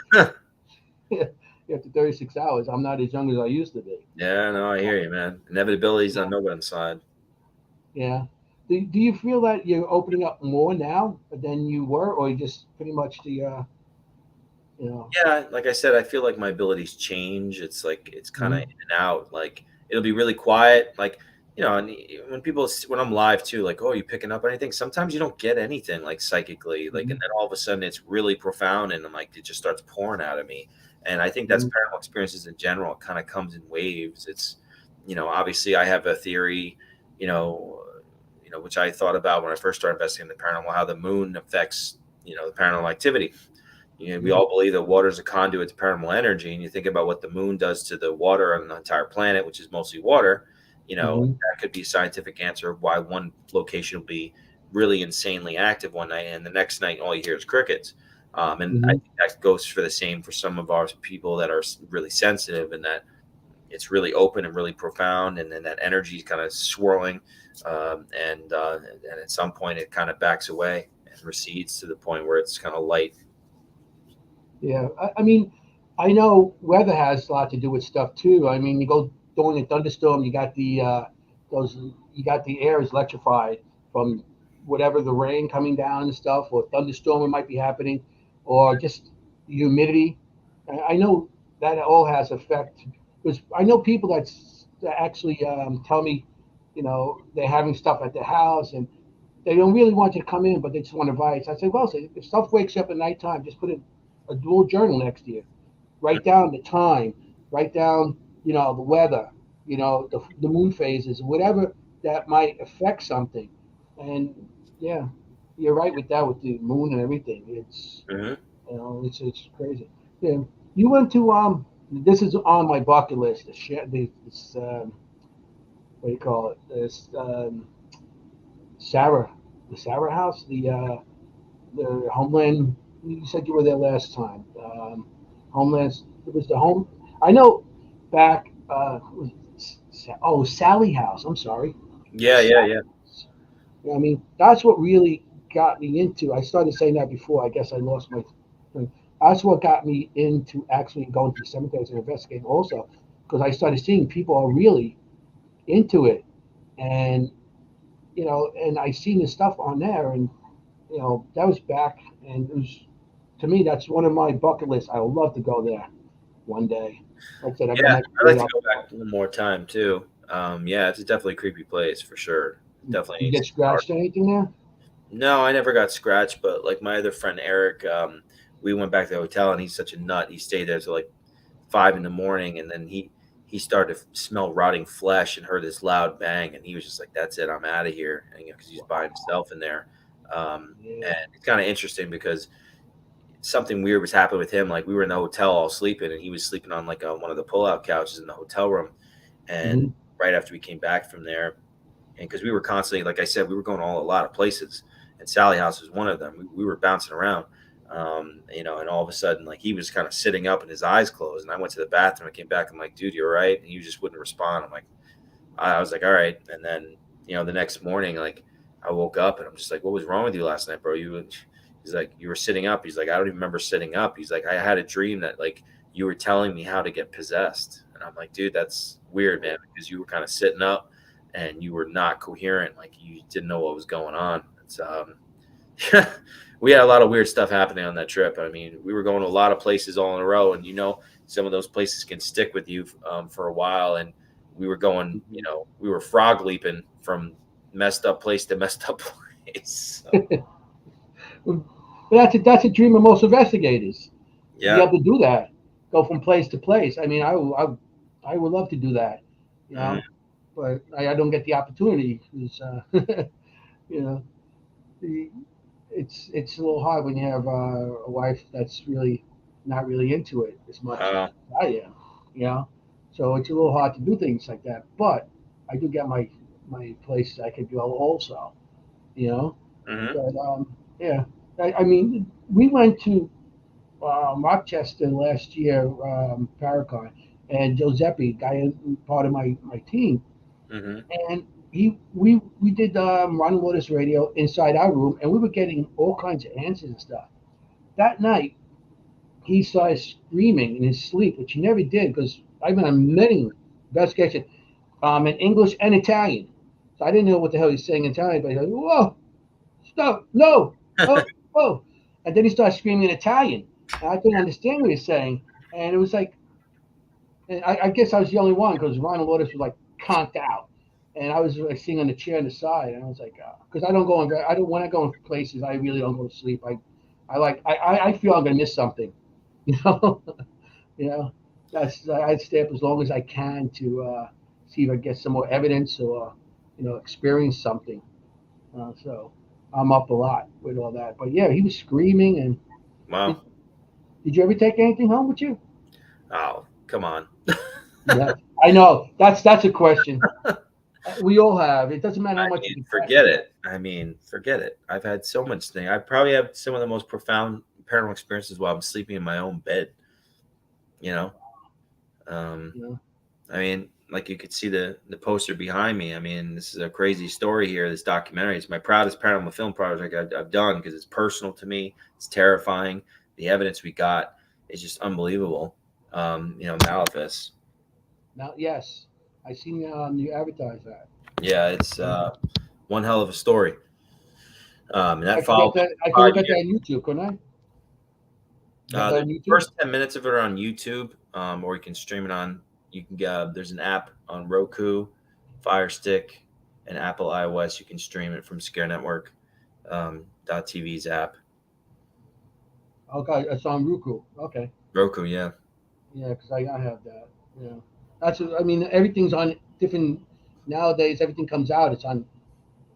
You got Travel Channel. Now you got Netflix. You got, what do you call it? The Amazon Prime. You got everything is all over the place now, and Mm-hmm.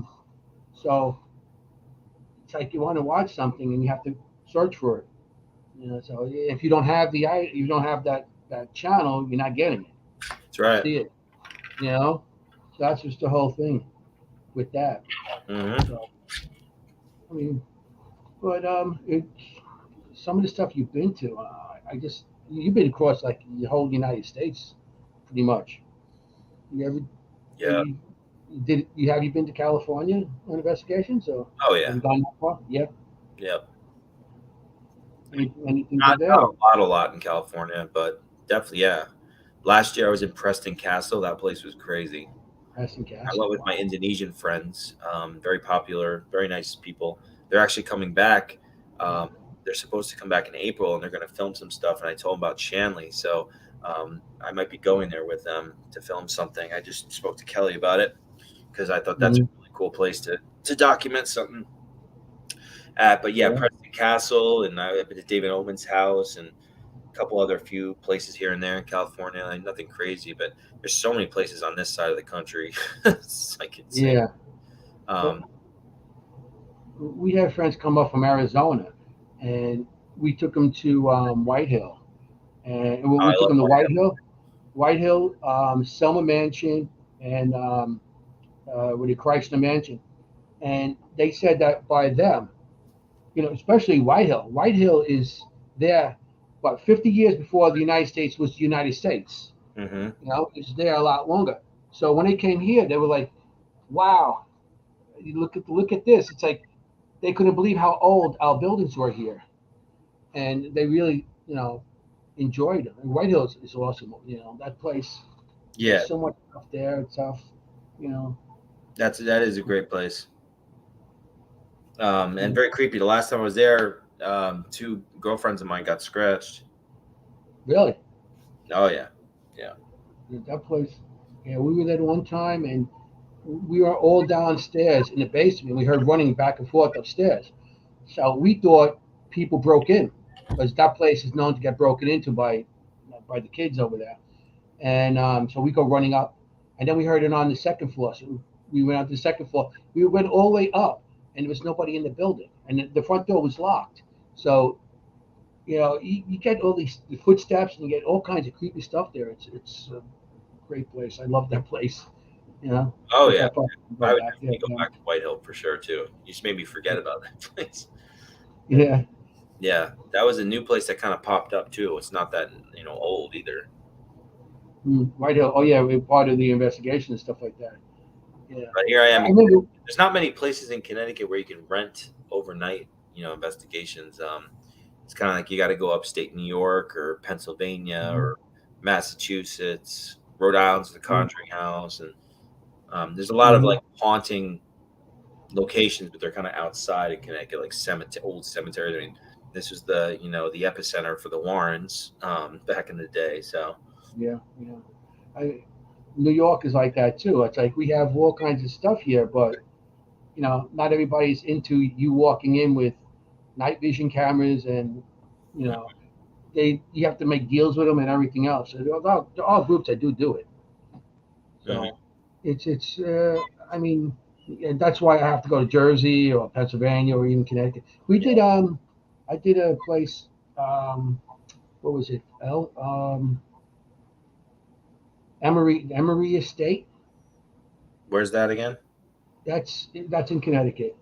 That's Sam Betrus invited me on that one, and it was interesting.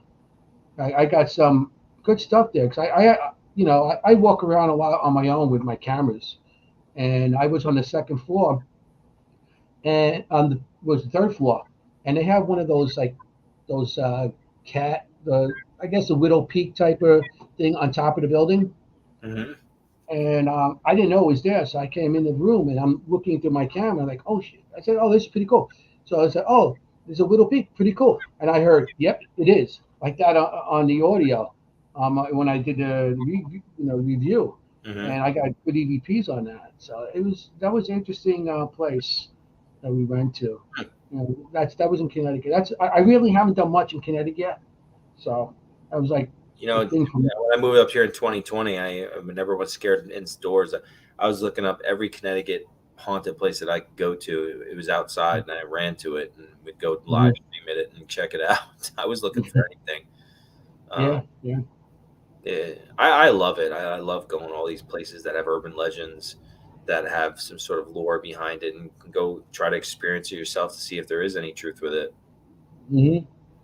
Yeah, have you ever gone on anything else like for cryptics or any kind of UFO hunts or anything like that? No, Just I really haven't. experienced it? I mean, of course, I'd be open. The unknown and paranormal in general is really fascinating. Obviously, I was never like really big into the Bigfoot thing. I mean, I do have a theory behind Bigfoot that it was a prehistoric man-like creature that once lived. And really what people are witnessing is kind of a ghostly version of that once living creature.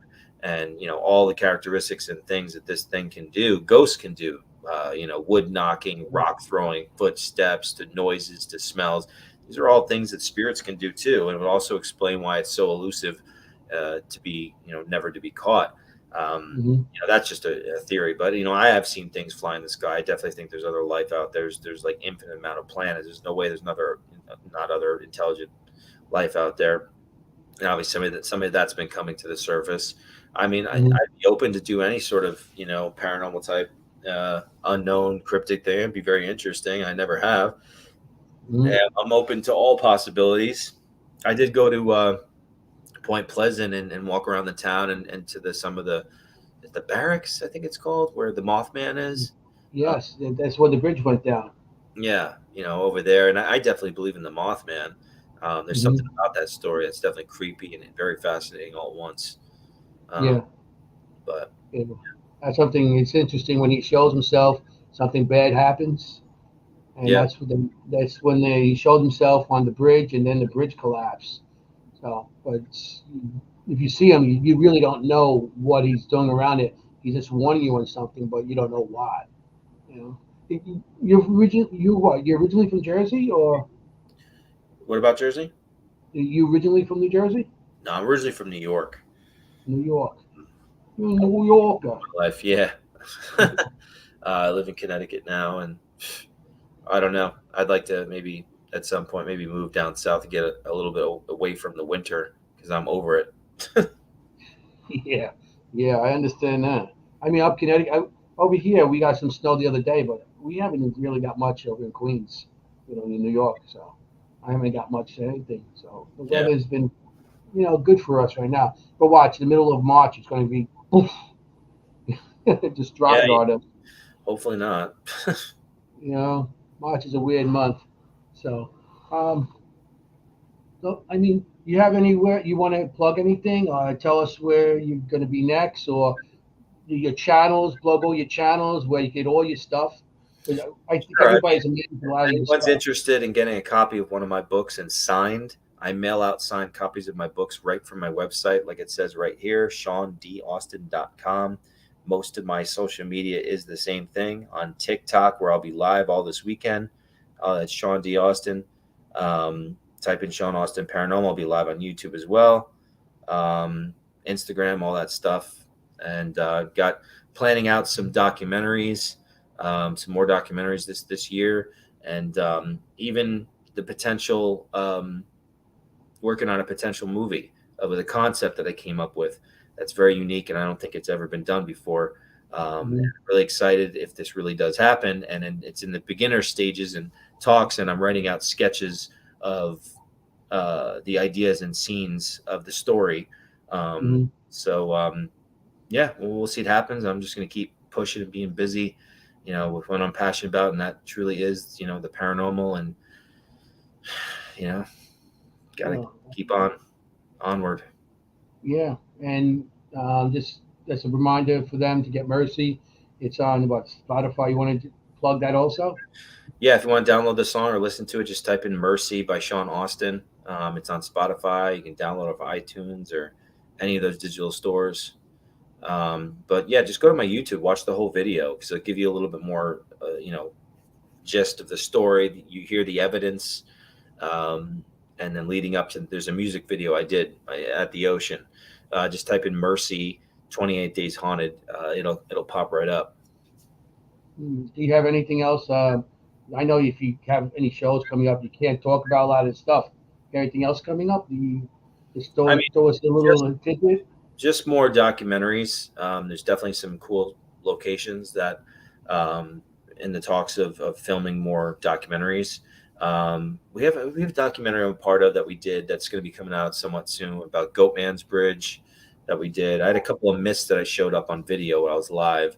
But whatchamacallit, yeah, just more documentaries, this potential movie idea, and hopefully it progresses and happens, because I'd be really excited to be a part of something like that. Yeah, that's pretty much it. Traveling around, like I'll be at Wildwood Sanitarium this weekend. If you want to watch live during the investigation, I'll be live on my TikTok and YouTube. Great. Do you do anything on Facebook, or just TikTok and YouTube? Just TikTok and YouTube. Yeah. Yeah. You stay away from the Facebook, I know. I don't go live on Facebook now. Yeah, get a lot of people on there. Well, when you go live on Facebook, the video disappears after all. It would be like me going live on Twitter. It's like it's on your news feed and it disappears. When you're live on YouTube, it's kind of like in an organized fashion. And with TikTok, you can you see a lot more people are watching. Your video is able to be seen and found by a lot of people. So obviously, you want to go where the audience is and have people watch you, how you approach the investigation. Yeah, I mean that's awesome. We got a little bit of time here. I don't know, since Maureen's not here, I don't have control of anything. I got to wait for Ron from ERT Radio. So, I mean, this is awesome that you're here tonight. I really appreciate it. Yeah, and everything you've been doing, and so I mean, it's great that you came on, and I appreciate it, because last week you couldn't, because you were on a plane coming from somewhere, and so you can't really do this on a plane. I don't think so. No. Yep. They won't let you. So I mean, okay, I'm gonna need Ron. So hey, Ron. Okay. Well, we got to 9:30, so he's probably holding me to the 15 minutes. It's in my contract. I have to. Yeah, no, I hear you. Yeah. The good old subject of the paranormal never gets old. No, it don't. I mean, we got a lot of people tonight because we're not only here, we on BB3 TV also. So you're being shown on that, and UG Media is actually being broadcast in the United Kingdom. Oh wow, very cool. So we're broadcasting, not only here, we got something going on over there, so which is cool.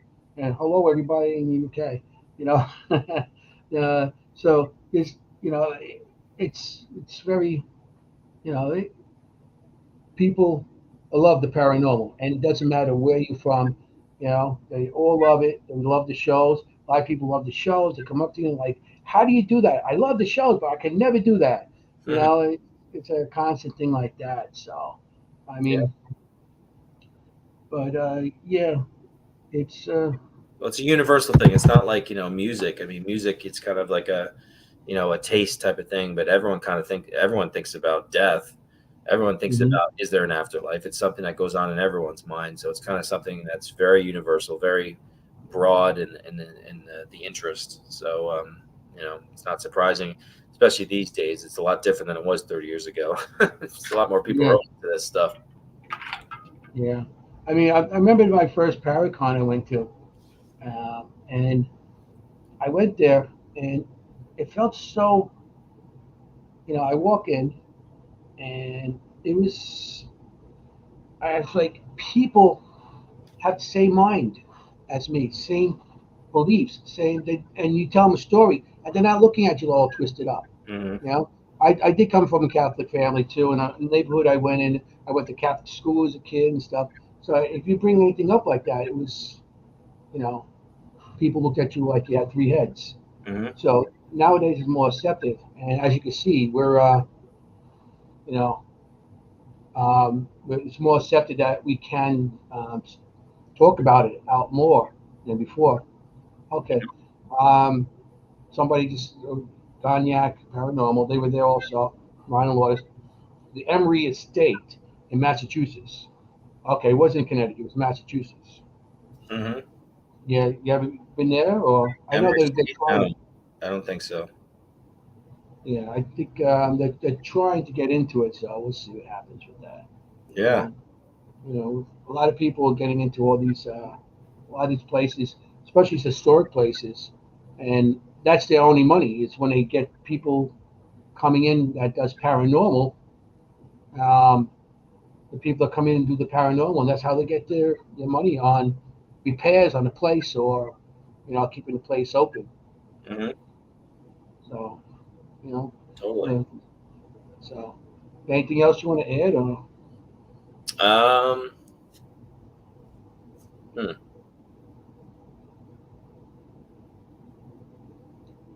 I don't know. There's so many things that come onto my crazy mind.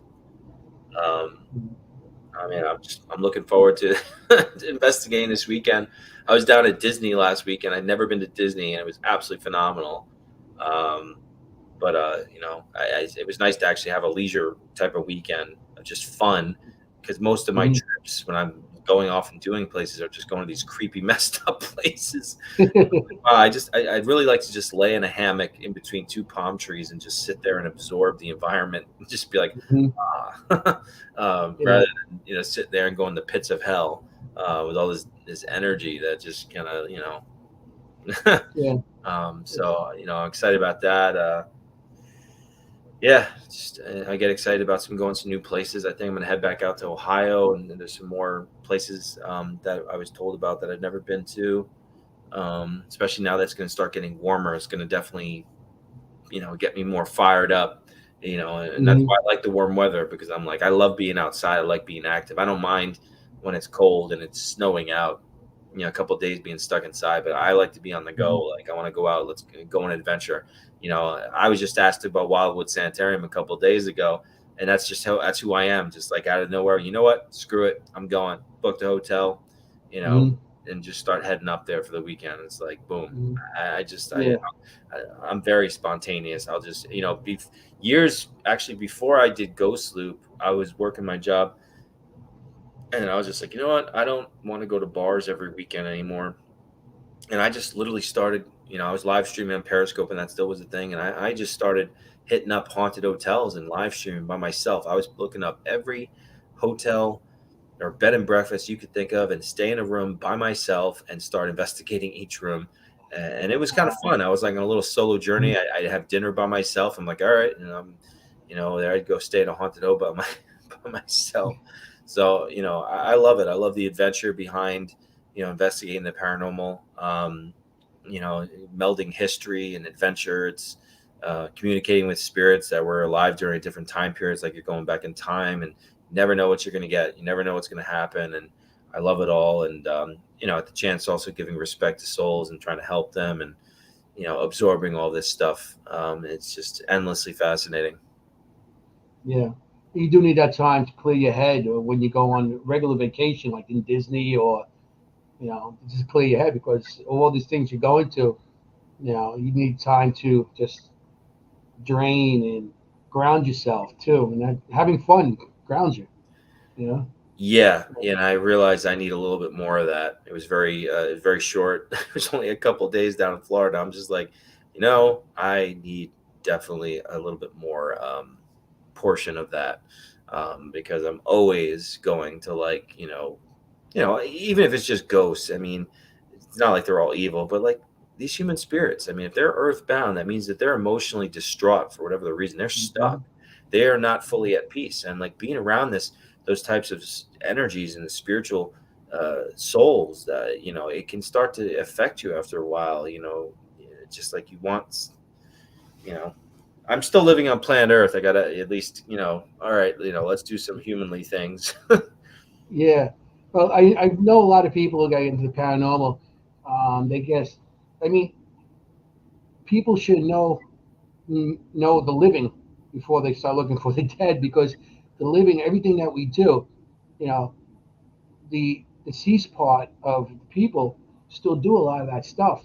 So if you get to um, the know the living around you, and to understand what's going on with people's lives, and then when you go to an investigation and you're getting something going, you're like, okay, why is this person here? What's their personality? And sometimes their personality does come out. And if you know people like, oh, I know somebody like that, and you know the personality, so you can relate to them more. Like in kids, when we do kids, I get down to the floor and I talk to the kid like I would do to a living kid. You know, Yeah. you just have to know where to and how to investigate them. And I'm not one of the people that actually challenges them. When I first got into it, I thought that was the cool thing, watching some of the shows. But I don't challenge. I just try to talk to them and accept them, and try to. I mean, of course, there's ones that don't care. They will attack you and hurt you. They'll try to, but that's how I do it. I try to relate to what's there through some. People have to get along with the living before they can get along with the dead too. Oh So yeah. that's how I feel. Yeah. And a lot of people just forget that, and they just go after investigations. They go, I'm going to go here and go here, and they forget that you have to associate some of the stuff that you learn from the living to the ones that deceased. Hmm. Um, so that then when you go on investigation, you know how to handle certain situations. Yeah. Mhm. So I mean, if if you want to go now, don't let me hold you back. I'll stay on. No, Um, no worries. It's only a few more minutes. I know okay. obviously it was a special, unique thing because your co-host, her battery died, so it's all good. Yeah, usually I mean with all my questions, it's like it doesn't come so because I have her to enter, and her questions and my questions, stuff like that, and it is kind of an early night for us because we usually go to like 10 o'clock, and I don't think I have any more questions that are gonna Hmm. make anybody else um, out there. Is that Ron Jeremy? No, it's not Ron Jeremy. Somebody's there. Uh, so yeah, I mean, you, if you have anything that you need a little short fat guy from Queens to join you on anything, just give me a call. Yeah, Yeah. my buddy actually 5 minutes away. I can go anytime I want. Really nice guy. He owns a house from the 1700s, where actually John Zaffis says that he believes that maybe Ed and Lorraine had actually been to back in the 70s, and it's definitely haunted. I've been there many times. If you ever want to come up and check it out, it's 5 minutes away from me in Connecticut. It's like an old abandoned like house. It just sits there, but I investigate all the time. Yeah. Uh, yeah. Just throw a little call out, and right now I'm retired, so I got a little bit of time to run places. Sure. Yeah. To go places, and especially now the summer's coming and everything's getting warmer, and it's you get out there. And I've been investigating and build. I mean, I did with the summer mansion one time. It was like 17 degrees out, and the bathrooms were freezing up on us. So it was like, and then the cameras started crapping out, and you get some cold. So I have gone in cold weather, but When you get older, your knees don't like it no more, or your back and your elbows and everything else on you. You know, but it wouldn't stop me. Mm-hmm. You know, so Yeah. so you're gonna be at Gettysburg. We'll see you at Gettysburg. Yeah. I'll be at Gettysburg. Love Gettysburg. I love Pam and her husband. Steve, yeah, They're great. Steve, Um, yeah. it's always a good time, and of course, it's for Wounded Warriors. That's a great thing. So I look forward to this summer Mm-hmm. with that. Um, yeah, I just look forward to trying to accomplish some more goals and projects and be busy with the passion as much as Mm-hmm. possible. Yeah, keep And it have up. new locations that never been. Create some new stories, new experiences. Yeah, I mean, we'll get out there, we'll hang out a little too. I kind of like afterwards, we go hang outside and cigars and beers. No, Listen. oh yeah, that definitely turns into some fun trouble for sure. Yeah, some people do get in trouble, and I go out there to an extent, and then so I got the hotel there, so I don't have to drive. No, So yeah, you go out there and you get drunk, and then you go back upstairs and stagger back upstairs, yeah. and then That's start what the next day. Oh yeah. boy, start the next day again. So Uh, yeah, we used to have a good time with that, you know. So Gettysburg's so haunted too. I'll never forget coming out of a hotel during, investigating, staying over just a random hotel in the middle of Gettysburg. Come out with my friend at the time, and we were putting our bags in the car from the hotel. At 11 o'clock in the morning, it's light out, and literally right as I was closing the door to the luggage going in the back seat, we both heard a woman say "paranormal" like right in our ears. oh I'm like, wow.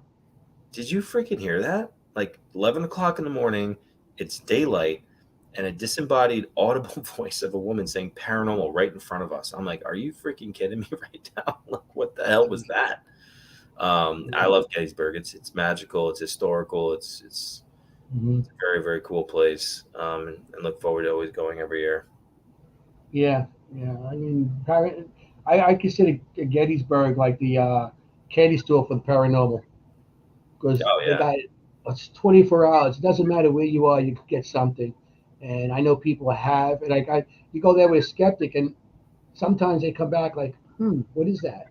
You know, they come back with a question. 'Cause there's something they can't prove or, you know, debunk it or whatever. You know, so it's excellent. If anybody gets to go there, you know, anybody in the audience, go to Gettysburg. It's well worth it if you want to do investigations. Well worth it. You know, anywhere in Gettysburg, from the town to the actual battlefield. You Mm-hmm. know, Oh yeah. Oh you yeah. know. It's everywhere. The haunted bridges, the battlefields, all over the place. Hmm. So So is this I going to mean, turn off at 8:30 or or 9? I don't know. You might have to leave the studio. I don't actually know because I usually don't do that. So I just I sit here and I talk all night. All right, Maureen, she's texting me. My phone died. Okay, I know that. So okay, yeah, she's apologizing that her phone died. It'd be amazing. Yeah, Like, all good. yeah. So she's apologizing that her phone died. She's going to be at Gettysburg with me. So you're going to see both of us there, you know, and maybe have a couple of beers together, or maybe go on an investigation. I don't know. Do you have anything planned there? Okay. All right. I would just text Anthony. Just hit end at the top, right in the studio. So I could. I guess I could end it. It says leaving studio. No. Yeah. So if you want to go, I mean, I don't want to keep you anymore. You look a little tired there, and I kept you talking all night. Tell me So, your next album is going to be called "The Little Fat Kid Running Through a Cemetery." oh, Ron Yacovetti, huh? Yeah. Yeah. What's up, Ron? Oh, goodness gracious. Yeah, that's one of the stories I told them back was on their show. When one of the first times that's where I first see my first body apparition. I won't keep you much longer, but I'll just tell you this quick story, okay? It's like a 40-minute story. No, I'm just kidding. And when I first see my first body apparition, I was like 13 years old. I was with a group of people, and like I say, it was where I was a lot of cemeteries, and I was with the group, and it was like sun was just starting to go down, and we were cutting to the cemetery to get back home because we were at a store with a bunch of friends. And I looked up, I was talking to my friends, and I seen this woman standing by the grave with her hair blowing, like in a white gown, like looked like she was praying. So you're 13 years old, you go to your friends, hey, what's wrong with this one? What's going on here? And she was gone. So I got a little freaked out because of that. At 13 years old, I seen my first full body. Before I seen shadow, I did see faces, I had heard stuff, but this was like right in front of me now. So I went home that night. I had a dream of going back to the cemetery and going up to this hill that was an old church that was on the hill, and the church is, at that time it burned down 2 years before that, but the cemetery was known to have activity there. So I dreamt that I had to go up that hill. So I came back the next day. I told my two friends I'm going back to the cemetery, and they followed me. And I was going up the hill there. I said, "Listen, guys, stay here because I'm going up this dirt road up to this burnt out church." And they're like, "No, no, we're not going to let you go." And a branch fell between us, and they took off and they ran. So it ended up that I ended up going to the middle of the church, and I felt like cold hands touching my back and pushing me, like to an area, like just not hurting me, like leading me. So I went up to this grave, and it said, and I got it like right up to this grave that was over by the church, and the name Mary was on it. I don't remember the last name. To this day, I still can't remember the last name. I remember Mary. So I told Ron and Lourdes and on their show, you know, and they and I said, yeah, a little fat kid running through the cemetery is not good. So he keeps on throwing that in my face because I kept on running every time because I stopped because I was running full speed because I was at that time I was scared because I see Mary and I thought, okay, I had enough and I'm gone. I ran, and when I stopped and lost my breath, I looked and the grave was right next to me again. So I get up and I ran again, and then third time the second time after that I seen the grave again, and then I heard my friends calling for me, and I went to them and I left the cemetery. But to me that was like experience. I had to go back to the cemeteries in my area. That's when I started going out on investigations by myself because at that time nobody believed anything I did. Sure. So that was kind of eye opener to me. Before that, I experienced stuff when I was 3 years old, so on and off. But when I got to about 13, that's when it really came in full on me. So Sure. okay, so Very cool. all right. You gave your plugs already. Unless you want to give them again, I mean. No, I'm good. Thanks for having me, and look forward to seeing you again. I'm sure we'll do some more stuff soon. That'd be awesome. That'd be awesome. I appreciate you playing for us. I think everybody loved the song, and at least they all know where to get it now. And so, yeah. So I'm gonna tell everybody good night. Yeah. Everybody, I'm gonna say good night to everybody, and thank you for coming and listening to Sean. And Sean's stories are unbelievable. And I mean, I'm amazed at a lot of this stuff with the transfer over music to the paranormal over to the music and everything. And check out his pages on YouTube, and his name is it's at Sean Austin, so you can check that out. And I want to say good night, and we gotta remember this: forget about it. Okay? Okay, Sean. All right, Have man. a good night, and we'll talk. Sounds Okay? good, buddy. Okay. I guess we both have to leave the studio at the same time. Okay. There he goes. All right. Good night, everybody. We're going kind of early tonight, so I just want to say thank you for coming out. We had a lot of people coming, listening. I enjoyed it. Too bad Maureen had to leave. Her phone died. She's in Florida right now. She's usually from, she usually does a show from Pennsylvania. So her phone died, and happened that she was like an hour from where she was supposed to be, and she didn't have a charger on her. So next week we'll do this again, and I want to say thank you again, and good night, everybody. Forget about it.